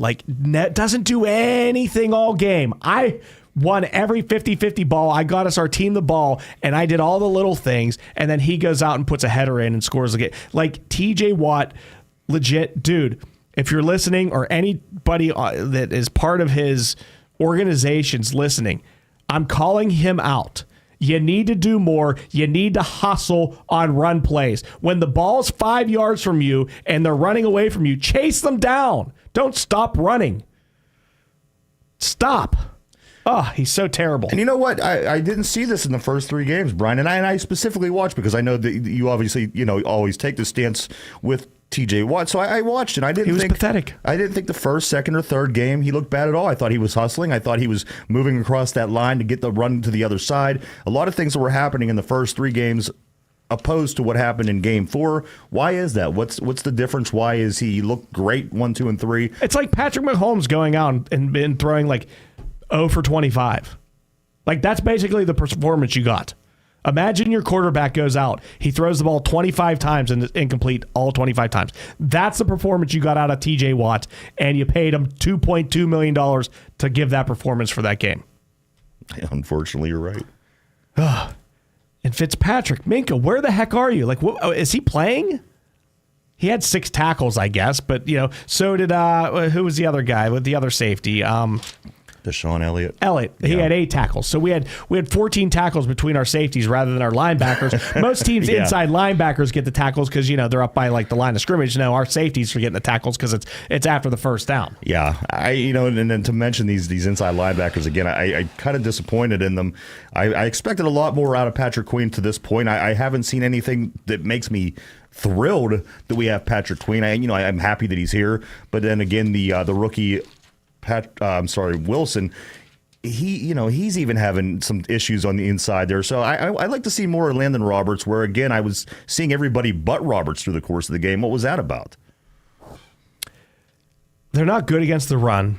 They haven't been good against the run. They've done nothing to shore up against the run, and that's just the way it is. They like the sexy stats. Yeah. Because tackling the runner 5 yards behind the line of scrimmage is not as sexy as a sack 5 yards behind the line of scrimmage. Right. It's just not the same thing. To me, it's the exact same thing. It's like in Moneyball, when you get on first base, do I care if it's a hit or if it's a walk? I do not. In this case, it's sacks or bust. Yeah. I mean, the tackle for loss, that could be a sexy statistic, right? But it just isn't. It isn't. TJ Watt does not do his celebration when he does it. Occasionally, he'll get in there. He did do one inside move this past game, and he almost got to the Flacco, but Flacco, it was like a quick slant, and Watt didn't have enough time. And I'm like, do that inside move more often. Like, that was a great move. Another half a second, he would have had Flacco. But Flacco got rid of the ball, and, of course, Joey Porter Jr., he wasn't raping somebody this time, or I don't know if I'm allowed to say that, but there was about 3 instances. You know what I mean? He puts his hands on the players, not actual... There was about 3 times during the game that Joey Porter Jr., there was one time, of course, the pass interference, the dropped interception in the end zone being number 2, and then number 3 would be the time that he went to make a tackle, and the guy carried him about 11 yards before the guy finally fell on his own. Still Joey Porter in his second year, he certainly has room for improvement as well. All right. Well, I'm so sick and tired of talking about this last game. We're going to talk about this upcoming game when we come back from the break. You guys have been listening to WBVP 99.3 FM and 1230 AM. The best of Beaver County is easy to discover. It's right here on your radio. Tune in Beaver County Radio or watch the best of Beaver County live on Facebook or YouTube video this and every Thursday from 11 to 11:30. The program is made possible by St. Barnabas. For over 3 years now, the show has been dedicated to shining light on the great things going on right here in your neighborhood and the people that are making it happen. This Thursday, enjoy conversation and insight from an intriguing lineup of guests who are creating excitement and having an impact right here in Beaver County. Your friends and neighbors at St. Barnabas are pleased to support the best of Beaver County. The radio broadcast will also be replayed each week from 11:30 to noon on Sundays on Beaver County Radio. Archived Best of Beaver County videos can be viewed on the WBVP WMBA Facebook page. It's your chance to encounter the best of Beaver County with host Mike Romai this Thursday starting at 11. For more information, visit beavercountyradio.com. Football season is here, and East Rochester at Tuska Shop and Save is your tailgate headquarters. With all the food and beverages you need to make your tailgates and game day parties the best in town. Fire up the grill with their top quality meats, delicious burgers, hot dogs, and chicken wings. Get your cheese and meat platters, dips, and all your game day snacks. Check out their wide variety of wines and the beer cave. Don't miss out on amazing weekly specials and save money at the pump with every dollar you spend. Stop by your Shop and Save at the Tuska Plaza or East Rochester today for everything you need this football season. The place for news, sports, and entertainment. You're listening to Beaver County Radio, 99.3 FM and 1230 WBVP, coming to you live from the all-new Fry Transportation Studios.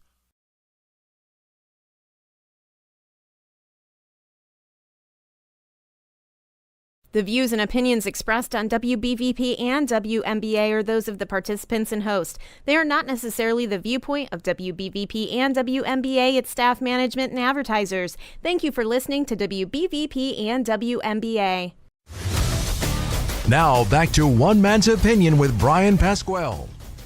Welcome back to One Man's Opinion on Sports with me, Bryan Pasquale. I'm here at the St. Barnabas Studios. Joining me today is my producer, Ryan Garazunas. You can check him out alongside co-host Mike Mueller every Monday through Friday from 11 a.m. till noon on YouTube. Search Two Dumb Yinzers. They talk Steelers, Pirates, Penguins, and much, much more. Also, make sure you check us out here on Beaver County Radio Facebook Live and Beaver County Radio YouTube. If you'd like to chime in today, please give us a call at 724-843-1888 or 724-774-1888. You know, Ryan, I've been bitching and moaning over here for the last hour and 18 minutes. Let's talk positive. These Cowboys stink. I'm looking at their team right now. They absolutely stink. Ezekiel Elliott? Why is he still in the league? Didn't they get rid of him? Now he's back. Yeah, he's back. The dumbest tattoo outside of something on your face. He has a tattoo of "feed me" on his stomach, meaning he wants the ball more. You're right. Why is it on your stomach? Are you hungry? Do you need like a Snickers? Like, what's going on? I guess it kind of all goes together. It's like a play on words. All right, there's Dak Prescott, which, I mean, I don't know. He's all right. CD Lamb is what's Joey Porter Jr. going to do on CD? I think that it could be a pretty good matchup. Of course, he is, he's a big playmaker for Dallas. If we would go back to how we played roughly, 2, 3, 4 weeks ago, I think that this is going to be a really good game. If we come out flat like we did against, this past game, I think we could have some issues. But I think we match up very well with the Cowboys for a couple reasons. For one, a lot of their big name players are injured, just like ours. And, whether you believe in Dak Prescott or not, I mean, the guy, I never thought he was that fantastic. It seems like he is a great regular season quarterback, can never get it done if he gets into the playoffs. But I think this is a pretty good matchup. Brandon Cooks. On top of being Jalen Tolbert. These are like the guys from Major League. Between the Steelers and the Cowboys, it's going to be a big game. It's going to be a Sunday night game. It's going to be a big game. I don't think that the results are going to be typical that you would get on a Sunday afternoon. I think something crazy may happen, but this is going to be probably a pretty good football game. Jake Ferguson. Are any of these names scaring you? Well, that Brandon Cooks, I mean, he's really good receiver as well. I know that he's a big playmaker, and he was also on our radar a couple seasons ago when we were looking for receivers. So between Cooks and Lamb, they have a nice core of receivers. Yeah, I don't know. I mean, compared to ours, what we have is, we don't use our number 2 receiver, We don't. So our number 2 receiver is our either halfback or tight end. Right. All right. So the Cowboys come in. Now you had a trivia that the Cowboys won how many Super Bowls in the 70s? They won 2 in the 70s. And they played in how many? 5. Who did they lose to? They lost to the Baltimore Colts. The Colts won. Okay, that obviously I know they lost to the Steelers twice. And the Steelers twice. Okay, and then so you asked the question, and I didn't get to watch it live, so I had to go back, and then I had to leave it and then think about it, and I'm like, you know what? And I went down through the list. I'm like, nah, it's none of the AFC North. I'm like, obviously the Steelers beat them twice. We didn't lose them. I know the Bengals, the Browns, the Oilers. I went through it, and I'm like, nah, none of them won. Baltimore wasn't there anymore. So then I went down, and I was like, well, maybe the Dolphins. The Bills didn't make it. I know the Patriots weren't there. So I'm going around and around and around, and I'm like, you know what? I think it was the Raiders, and I think it was maybe the Dolphins or maybe the Broncos. Now, the Cowboys beat the Baltimore Colts. No, lost to the Baltimore Colts. Lost to the Steelers. Beat the Dolphins. Yes. And beat the Broncos. Correct. So they went to the Super Bowl 5 times in the 70s. And then, of course, we know they were the team to beat basically in the 90s, where they beat up on the Bills twice. They beat up on the Steelers, where we had that awesome onside kick, which we're not allowed to do anymore.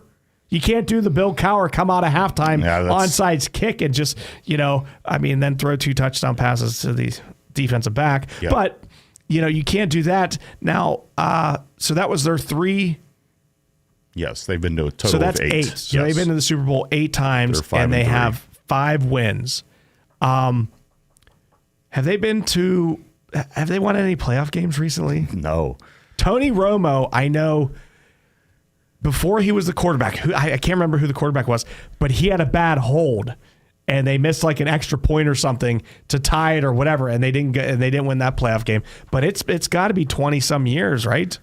Oh, yeah. Yes. 30 years? Yes. 30 years since they won a playoff game. Now, that's about 1 year longer than the Steelers drought, right? Yeah, for sure. I mean, we're certainly in the same kind of boat. We're lucky we did win a few there, but for the most part, it's the same. So outside of when Tom Brady's with the Patriots and when Patrick Mahomes is with the Colts, these are the 2 biggest teams in the NFL, right? These are the 2 biggest draws. Yeah. You know, I mean, you have your Mahomes fad and you have your Tom Brady. Well, I don't know how you call it a fad when it's 20 years, but basically they were only relevant when those 2 are the quarterbacks. Right. But the Steelers and the Cowboys are through and through the 2 teams that everybody knows. Yeah. Is this game that big for these players, or is it just another game? For the players, they know the history, of course. I mean, they know the things. I think it's more for the fans. It's more for television. This is a big game. I mean, like you said, I mean, you've seen the history. They played each other a few times in the 70s, the Super Bowl. And if it wasn't for the Steelers, the Dallas Cowboys would have certainly been the team of the 70s. The fact that we were able to go and beat them 2 times and win 4 total, that allowed us, the whole America's team, that whole thing went down. So this is a big game on some levels, but to the players, I think it's now, you're facing a decent team from the other conference, and a win would be big. Now, who do they have on defense that's scary, since their 2 best players are out? Those would be the 2 players I would answer if you would have asked me. Yeah, like I'm looking at this list, like they got some decent players. I mean, don't get me wrong, but and Micah Parsons, I mean, he's top notch. This guy is all over the place. But with our offense, does it matter if the defense is good or bad? We're just going to be terrible in the first 2 quarters, regardless. I mean, that seems to be how it plays out. But I hope not. What will they start fast at any point? Steelers? No. Can you remember the last time this team started fast? Ben had to have been on the team. I think the 05 AFC Championship game, whenever he threw three touchdowns against the Broncos. I mean, seriously, when does the Steelers ever start fast? Or the Penguins or the Pirates? We did smear them. What's his name didn't play that game? Safety. Ryan Clark. Yeah. Clark did not play that game. It was a big deal. Yeah. Yeah, after we beat the Bengals and the Colts.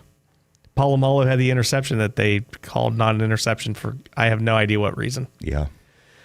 34-17. 34-17. Yeah, it was a rout. It was a rout. All right, so I don't know what the over-under is. I don't know what's going on with any of that. I don't know who's favored. Are the Steelers favored by like under 3 points, I'm guessing? That's a good question. Yeah, look that all up. But, because I don't gamble. I don't do fantasy. I don't gamble. I don't have time for that stuff.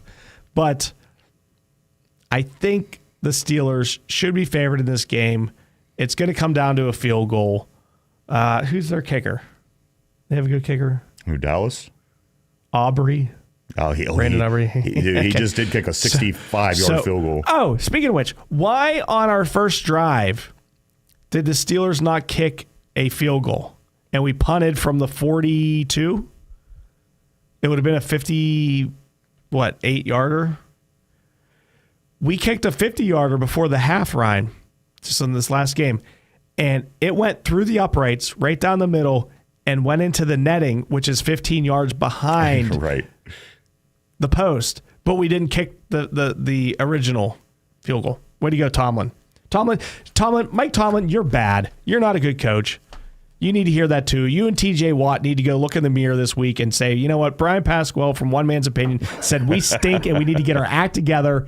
And I'm being dead serious. You need to get your act together. If I did this show and I stunk and you told me I stunk, I'd go home and look at it and say, what can I do better? But this show's not the greatest today, but it's because I have to be negative because you guys stunk so bad on Sunday. Thank God I didn't watch it on Sunday. My favorite, I guess you could say, non-favorite play would be, or situation, was when Tomlin went for it on 4th down on their own 39-yard line when they were only down 14-0. It was early in the game. I think it was still first quarter. He goes for it, which, okay, you know what? Sometimes you take those chances, but other times... It was the second drive. Or was it the third drive? It was early. And the reason that I say this is because you don't have a strong offensive line. If you have your full line or your line is semi-healthy, maybe try to make that play, get that first down. But, Brian, you have such a porous offensive line right now with the injuries and people were plugged and played. I just think that's a terrible call, and I'm going to tell you why. They ended up getting a field goal in that situation. They got it. Yeah, it was our third drive then. Yeah, because that made it 17-0. It was 17-0, and what did we lose by? We lost by 3 points. So ultimately, let me ask you this though: on 3rd and 2, because we were on our own 38 with 3rd and 2, because we started at the 30, right? So we got 8 yards on our first 2 downs. 3rd and 2, they handed off to Najee Harris, and he got a yard and a half. Why can't we get 2 yards with Najee Harris on 3rd and 2? A couple of reasons. I mean, again, the offensive line, we're on third stringers. Listen, we brought a couple guys in this week that aren't even on the team. They're going to be getting decent playing time probably this weekend. So for another reason, Najee does not have an explosive first move. And for 3, they were probably expecting Najee Harris. So here's my next question. On 4th and a half a yard, why didn't we just do a quarterback sneak? Why did we do this like crazy run fields off the left side on some delay garbage? And Ryan, why when Fields was right at the first down marker, why did he get tackled like he was like a rag doll? Like he couldn't fall forward and get that first down? We never use him in that situation. Remember, Kenny would run that where we would do the right behind the center. I don't recall seeing Justin Fields run up the center's butt at all yet. What's his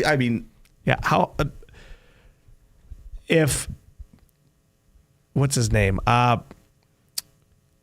Good Lord, the best quarterback ever, Tom Brady. If the slowest human on earth can get 4th and 1s and convert them, why can't Justin Fields be able to convert that? Ben Roethlisberger, he was good at the quarterback sneak until his last 5 seasons. We didn't even have that in the playbook. Like who says that? Like how does an offense not have a quarterback sneak in the playbook? Do you remember that? Yeah, I do. They're like, why didn't you do the quarterback sneak? And let's just say you didn't have it in the playbook. You can't say to like the center and the 2 guards like, hey, we're going to run the quarterback sneak. Right. Like 4 people need to know what's going on. The 2 guards, the center, and the quarterback. Right. That's it. It's insane to me. The fact that, again, I may be wrong, but I don't recall Justin Fields running that QB sneak at all. All right. Well, listen, we're going to get into more Steelers and Cowboys when we come back. You guys have been listening to WVVP 99.3 FM and 1230 AM. We'll be right back to One Man's Opinion on Sports.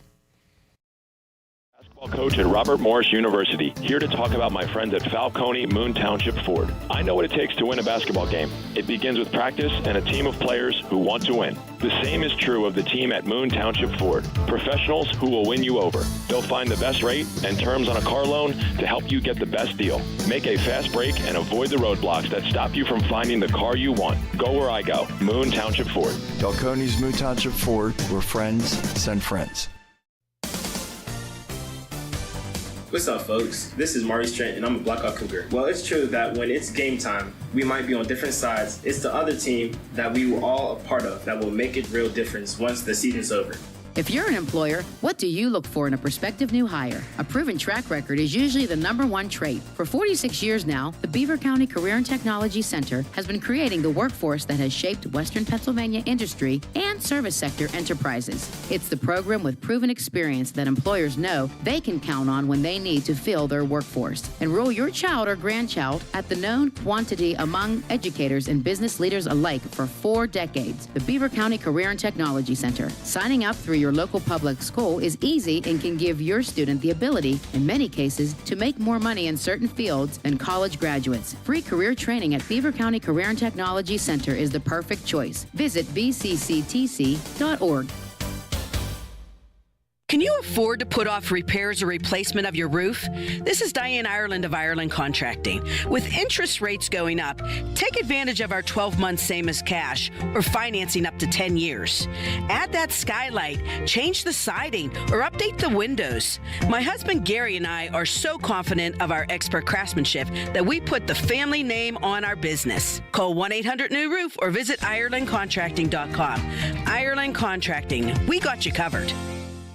The views and opinions expressed on WBVP and WMBA are those of the participants and host. They are not necessarily the viewpoint of WBVP and WMBA, its staff, management, and advertisers. Thank you for listening to WBVP and WMBA. Now back to One Man's Opinion with Bryan Pasquale. Welcome back to One Man's Opinion on Sports with me, Bryan Pasquale. I'm here at the St. Barnabas Studios. Joining me today is my producer, Ryan Garazunas. Make sure you check him out alongside co-host Mike Mueller every Monday through Friday from 11 a.m. till noon on YouTube. Search Two Dumb Yinzers. They talk Steelers, Pirates, Penguins, and much, much more. Also, make sure you check us out here on Beaver County Radio Facebook Live and Beaver County Radio YouTube. Also, make sure you get over to my YouTube channel. It is One Man's Opinion on Sports. There is a bunch of videos uploaded. Check them out. It's baseball, basketball, football. There's some TJ Watt, some Caitlin Clark. Bunch of good stuff. The 5 undefeated teams going into week 4, which we're down to 2 teams now. The Vikings and the Chiefies won. The other 3 late stinkers either got waxed and then came back and made it interesting. So go over to One Man's Opinion on Sports over there on YouTube and click on my videos. There's a lot there to look at. Make sure you subscribe because I need some more subscribers. It's tough. It's a racket. I got all kinds of views, all kinds of hours, and then just like people don't hit the subscribe button because they watch it and they're like, oh, that was cool, and then they just like move on to the next thing. Anyway, so before we get into the Steelers and the Cowboys, real quick, Ryan, the Pirates are done, thank goodness. They are done. They matched their record from last year, Brian. They matched it down to the very game, and what more can we ask for from our Pirates? Right? All right. Well, next week we're going to talk about the Pirates. We're going to give a recap, so do your research and see who you liked, what you didn't like, and we'll get into that next week. I don't want to get into it too much this week, but there is one player I want to talk about. His girlfriend turned 22 this past week. I don't know what the date was, but I saw it all over the internet. She had a cupcake in bed, and it was all this there was literally 9 million pictures, and it was supposed to be like this organic, I was surprised. It's a bunch of garbage is what it is. It was totally a sham. It's all charade. But anyway, his girlfriend turns 22, and he pitched 100 and... Where are we at here? He pitched 133 innings with an ERA of 1.96. If he doesn't win Rookie of the Year, it's a sham. He wins Rookie of the Year. I'm going to tell you this, and for this reason and this reason mostly. The fact is, the guy that he's up against, Merrill out in San Diego, yes, he did have a nice average. Yes, he does have 24 home runs. But you know what? There's many people. That's like average. There's many people in this league that have 24 home runs or a lot more, or that average. Paul Skeens has done stuff that's never been done or hasn't been done for over 100 years in a lot of cases. These records that he's making, the things that he's doing, for this reason, this is why he wins Rookie of the Year. He just performed better than the other guy. Yeah, I mean, it's not even close to me. Like you said, one guy has a ERA of 1.96, and the other guy's batting under 300. Yeah, 24 home runs, same amount of home runs under as Bryan 25 Reynolds. home runs. Yeah. It's okay, he had a nice year, and we take him on our team because he probably better than any Pirates. I think Reynolds had the highest batting average of 280. I think he had comparable numbers with Bryan Reynolds. Right. Yeah. So, which is all right, he's a borderline all-star. Right. But is that 1.96 ERA, never been done? That's what I'm saying. This is a no-brainer. Yeah. So last year they announced on November 14th the Rookies of the Year. There's no set date, but we can expect it maybe about 2 weeks into November. So, whenever that is, what do we have, about 5 weeks from now? 5-6 weeks? Somewhere around. So we've got a ways to wait to see if Paul Skeens wins that, and then his girlfriend will post a bunch of pictures about it on Instagram. One other thing about the Pirates, though, too, they did split ways with their bullpen coach and their hitting coach. Andy Haynes? Yes, and gone. Justin McCage? Gone. So basically, when your owner stinks, your general manager stinks, and your manager stink, you just get rid of the hitting coach and bullpen coach and pretend everything's going to get better. That's the Pirate system, yeah. Yeah, just it's not going to help. Although the Andy Haynes, there's a little story. Last year, my homeboy, Bryan Reynolds, Bryan with a Y, he was batting terribly. He had back problems. I was saying trade him. He went down to Altoona, and the Double-A hitting coach Nunnally was the hitting coach that he went and saw, and he turned his whole season around. Nunnally made me look like an idiot because I kept saying Bryan Hayes stinks. He's never going to be a hitter. And Nunnally turned his whole season around, and basically he got fired because they went around Andy Haynes' back. Now, Andy Haynes was like a metrics guy. He wasn't teaching you the fundamentals of hitting like Nunnally did. So they wanted to protect Andy Haynes' ego, so they fired Nunnally, and now a year later they fire Haynes. Yeah, I mean, that's what this. Listen, they're going to keep kicking the can down the road. What are they, politicians? They are. There's no desire to change the system. The guy Nutting is making his money. There's no.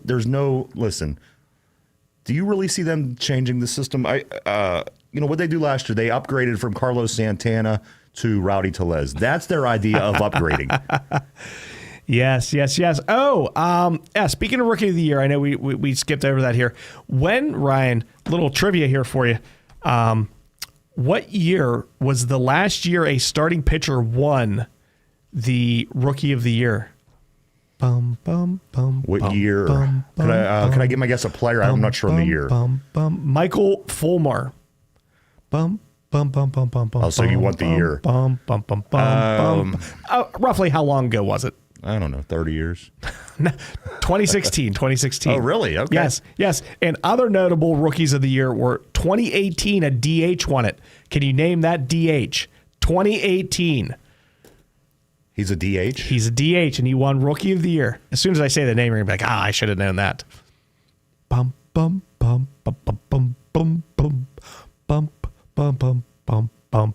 Otani. I was going to say Otani, but I didn't know if he was. I had to look it all up. Yeah, he must not have been pitched. Who knows what the deal was? And it might have been 2019, 2020 when he started pitching and all that stuff. That would have been my guess. Yes. Yeah. So good luck, Paul Skeens. You should win. Your girlfriend, she's hot, and everybody sees her on Instagram with her 22nd birthday, so they'll probably brag about that. Speaking of chicks that aren't hot, though, Taylor Swift. She has not gone to the last 2 Kansas City games. What's up with that? I don't know. They still managed to keep winning, though. Travis Kelce's numbers are up again. They have some stat where he averages like 75 yards and like a half a TD or something when she's not there. And then when she's been there, he's down like 25 yards and it's like down to like a fraction of a TD. I knew there was some difference there, and I knew that his numbers were down, but I didn't know Is she that cute to distract you? Because I don't think so. No. Is her music that bad to distract you? Yeah, maybe. Okay, so this guy I saw at an auction. This is a good one for you sports fans out there. Some guy paid $4,000 for a signed, autographed Taylor Swift guitar, played by her on stage, signed by her, acoustic guitar. The guy goes up, spent $4,000 on it with a hammer and just broke it. Really? Yes, it was great. I just don't get the Taylor Swift. I mean, she dresses like a. Do you ever see these pictures of her on a stage? She has like these one-piece bodysuits, like a 4-year-old would wear when they go into a swimming pool. Well, I don't get her. I don't understand. Is she supposed to be hot? What is she the librarian without the hot librarian glasses? It almost seems like she's appealing to kids with what it is that she's wearing, but I don't know. Like I said, it looks like one of those one-piece. So listen, 5-year-old girls. So if you guys go on to my YouTube page, One Man's Opinion on Sports, basically it's a tribute to like the 80s and like the manly man. Okay, so on there towards the end of the video, and the whole idea is for you to watch the whole video and see who the babe of the week is. So every video that I have towards the end, I have a babe of the week. Now the criteria for this is 1, you have to be a babe.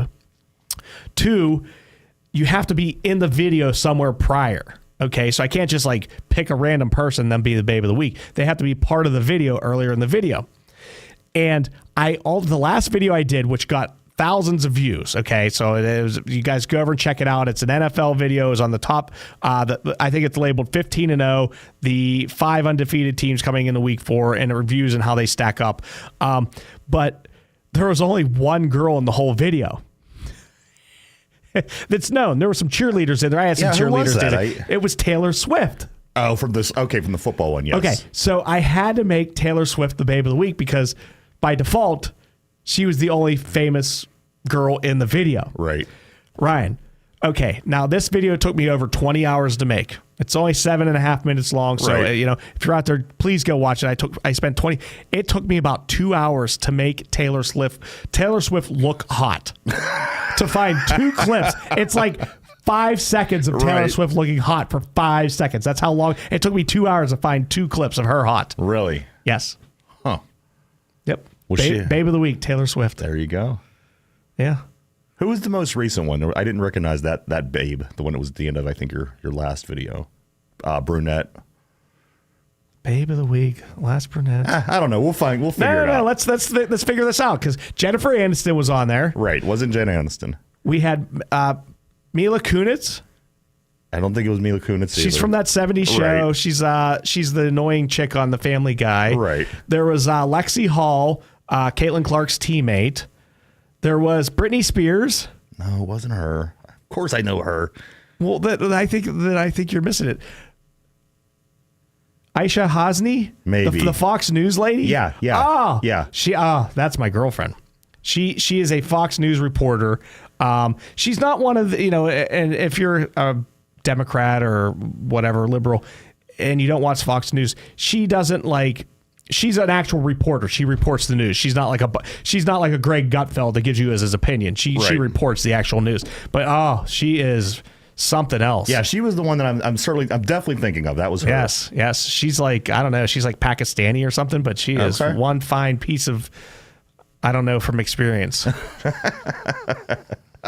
Yes. So anyway, go over to my channel and check it out. I mean, it's fun. It's all in good fun. It's like a tribute to like, just like men being men in the 80s. Like, what's the show? The Karate Kid show. Cobra Kai. Oh, yeah, right. The bad guy from Karate Kid, he's like now the good guy. He's the main character in the whole, and he calls him Babes still because it's like his 80s. So that was kind of like a joke. So it's Babes of the Week. I like it. So yeah, so there will be a video coming out. It's going to be on the Major League Baseball playoffs. That'll be coming out either Saturday or Sunday this week. So somehow there's going to be a Babe of the Week, and I don't know who it'll be. Before we go to this break, Brian, anybody from the majors that you have your eyes set on? Is there a team that you predict to go all the way? I was talking to my buddy down at Twin Peaks just a little bit ago, and basically, I don't even root for a team in the playoffs. I just root against teams. Yeah. Like, I really don't want the Houston Astros to win. I really don't want the New York Yankees to win. I don't want the Brewers to win because they're our division team. Outside of that, like, give me a good story. It's kind of like maybe like the NCAA basketball where I want to root for the underdog or something. But yeah, don't give me the Yankees. Don't give me the Astros, and don't give me the Brewers. Oh, don't give me the Dodgers either. Okay. As much of a Toddy fan as I am, sorry, they spend too much. I of course, I never really vote or cheer for teams that are on our division, but I'm going to go with the Milwaukee Brewers this year. They stayed solid all year. They never dropped. They stayed consistent throughout the season. They kept that first place. I'm going to take this. Going to be my pick is going to be the Milwaukee Brewers this year. Oh, I mean they're a small market team. Absolutely, I like that. They could prove that you could do it. So. All right, well, when we come back, we're going to have about 10, 12 minutes left. We're going to talk about the Cowboys and the Steelers coming up. You guys have been listening to WBVP 99.3 FM and 1230 AM. We'll be right back to One Man's Opinion on Sports. Blind? Low vision? Eyesight changing? You are not alone. Connecting with blind and low vision people can provide support and expand your understanding of what is possible. We are making our own choices every day, but we are also stronger together. To learn more, visit us on the web at blind.org. The National Federation of the Blind. Live the life you want. I've heard people refer to older veteran athletes as being all washed up. Well, quite frankly, that's a rather nice compliment if you ask me. This is the Aquaman of Beaver County, Jim Riggio from the Beaver Falls Municipal Authority. When you hear something like that, you have to consider the source of the water, that is. After all, getting washed up with Beaver Falls Municipal Authority water can't be a bad thing. That's because for over 80 years, we've made it possible for everyone to feel washed up, even if they are not star athletes. Click bfwater.net. Seen all the construction here in Beaver County? Work on the Frankfurt Bridge, sewage improvements in Hopewell and Beaver, the connection of Darlington residents to the Beaver Falls water system after the Norfolk Southern derailment, and replacement of the Montgomery locks and dam. It's the largest infrastructure project in 50 years, and it's the work of Joe Biden and Kamala Harris. Donald Trump held press conferences saying he was going to fix our infrastructure, but he failed. Too busy tweeting. Failed to build a wall, didn't get Mexico to pay for it. We lost 3 million jobs and got stuck with the largest deficit ever. It's simple. Should we support the failures of Trump just so he can give himself and his billionaire friends like Elon Musk more money? Or move our part of Pennsylvania forward with Kamala Harris and Tim Walz? America's Future Majority Fund paid and is responsible for the content of this advertising. AmericasFutureMajority.com. Not authorized by any candidate or candidates committee. The views and opinions expressed on WBVP and WMBA are those of the participants and host. They are not necessarily the viewpoint of WBVP and WMBA, its staff, management, and advertisers. Thank you for listening to WBVP and WMBA. Now, back to One Man's Opinion with Bryan Pasquale. You know, this is a sports show, but I have to interject here real quick because a lot of things that happen in this political environment and time. We have the election coming up here in 40-some days. We just ran that terrible commercial for Kamala Harris and Tim Walz, which if anybody votes for them, like, you're just, I don't know, you're disconnected from reality. But, you know, they keep saying a threat to democracy, you know, Trump's a threat to democracy. I just want to point out that the United States of America is not a democracy. So when you hear that, just note that whoever's telling you that is very uninformed and doesn't even know what they're talking about. This is a republic.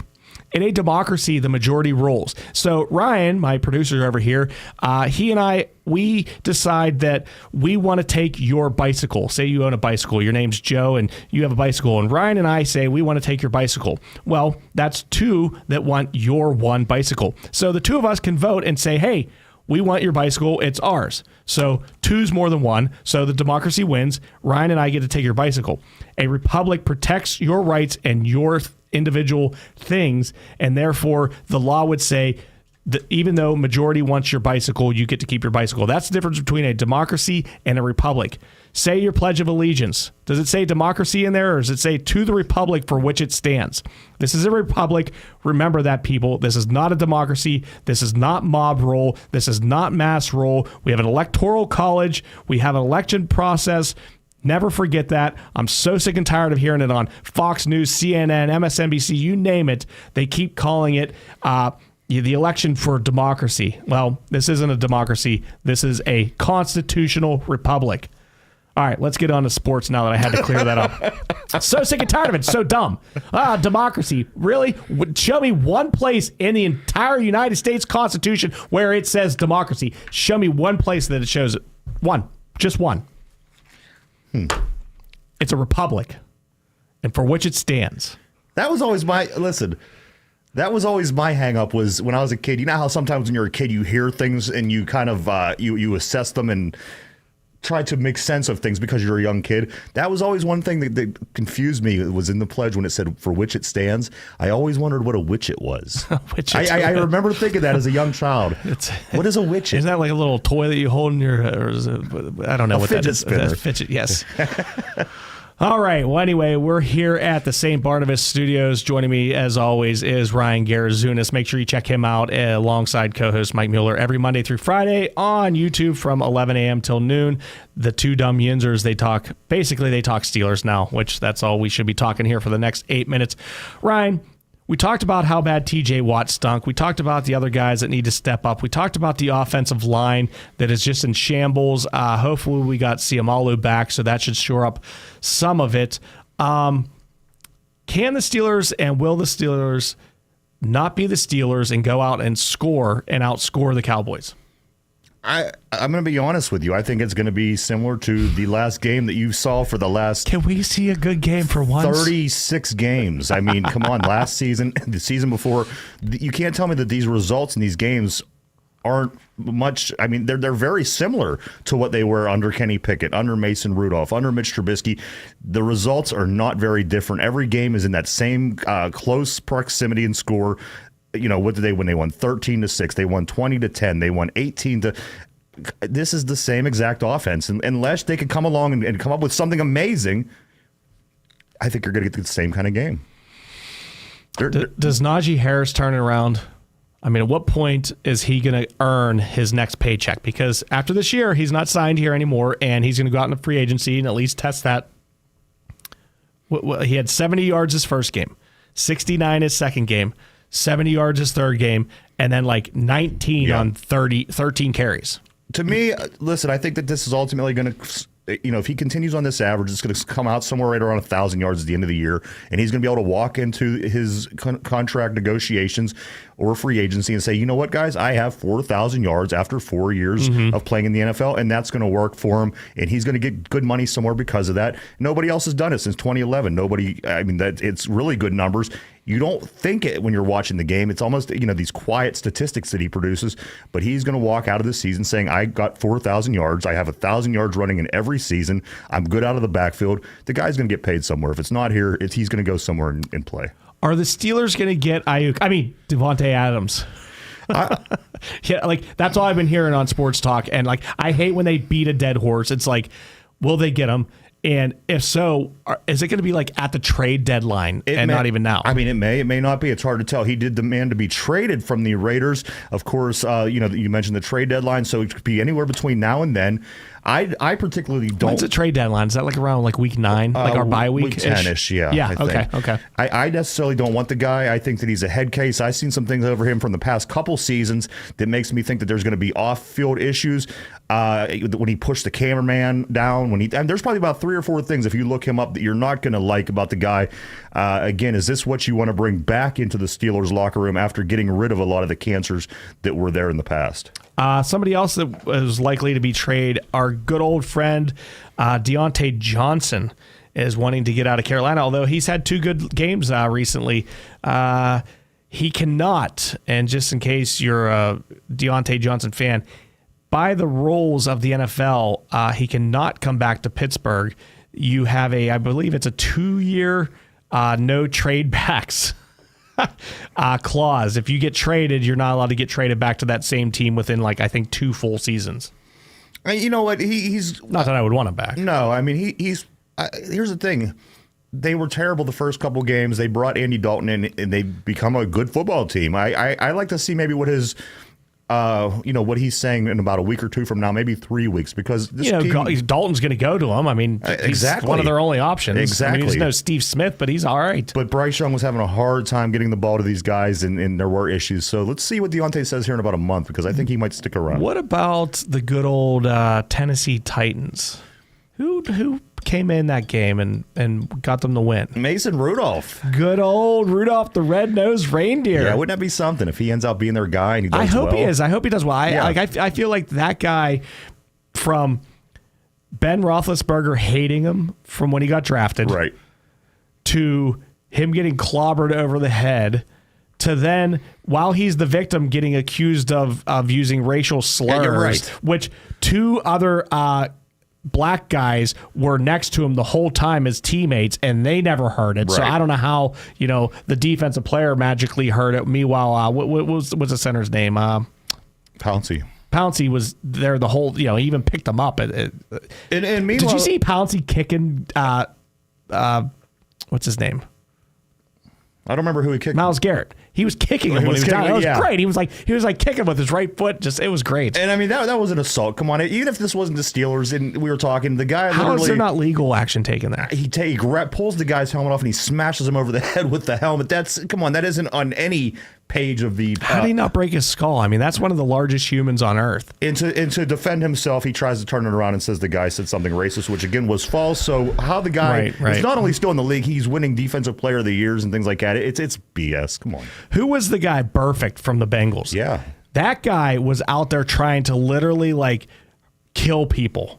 He wasn't trying to hurt you. He was trying to literally murder you on the field in between whistles, and that guy was just allowed to continue to play. Yeah. And I'm like, the NFL needs to get rid of people like this. He puts me in a lot of mind of Brian when you and I were growing up. The Brian Cox, remember Brian Cox, the linebacker, yes. Miami, Chicago. He put me a lot of mind to him. The guy was a head case. He was trying to kill guys on every given play, and Yeah, I mean, Burfict didn't stick around long. He wasn't in the league a long time, and hopefully the league stays on top of guys like that.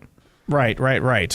All right, I'm over here looking up the odds for the Steelers and the Cowboys. The Steelers have a 52.5% chance to beat the Cowboys on Sunday Night Football. Not sure what that means. I would assume the Steelers have a 2.5 point favorite. Is that what it is? I think so. Can we find the over-under here? Cowboys, Steelers, weak best odds. Click here. The odds shark. Dun, dun, dun. Like, what is he, like Jaws? Yeah, I don't know. I don't know what the over-under is here. It can't be very high because we don't score. But then again, the Cowboys, they did absolutely nothing Sunday against the Baltimore Ravens. Was that who they played? Yeah, because the Cowboys beat up on who'd they play Thursday? The Giants. Yeah. Okay, so they did nothing.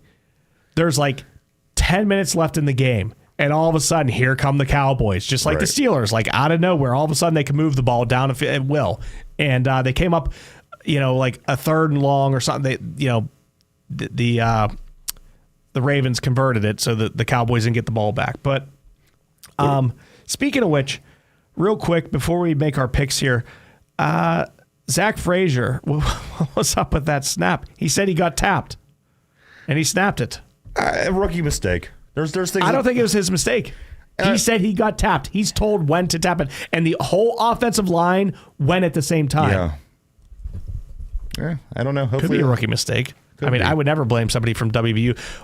Also, Beanie Bishop with the sack. Did you see the I did Beanster? see Beanie Bishop, yes. Beanie Bishop with the sack. All right, listen, before we go, we had a great show. Get over to the Two Dumb Yinzers on YouTube and check them out tomorrow at 11 a.m. They'll be on there for an hour. Ryan and Mike Darpy might be there. Who knows? Him and his... I don't know. What's that thing that goes off? His smoke alarm? Yeah. It goes off and it beeps. Make sure you check out One Man's Opinion on Sports over on YouTube. Go in there, like, subscribe, check out all my videos. Anything before we go, Ryan? Who do you got? The Cowboys or the Steelers? I'm going to say that the Steelers are going to win by 2 points. It's going to be 27-25, 28-26, somewhere right in that range. 2-point win, Steelers win. That's my pick. Ryan, I agree with you. I think Boswell wins it with a field goal. Maybe we win by 1 or 2. Like we're down. We're going to lose. He's going to win it by 1 or 2. I agree 110%. All right, everyone. You've been listening to WBVP 99.3 FM and 1230 AM. We'll see you back here in 166 hours. The views and opinions expressed on WBVP and WMBA are those of the participants and host. They are not necessarily the viewpoint of WBVP and WMBA, its staff, management, and advertisers. Thank you for listening to WBVP and WMBA. You're listening to 99.3 FM, presented by St. Barnabas, in addition to 1230.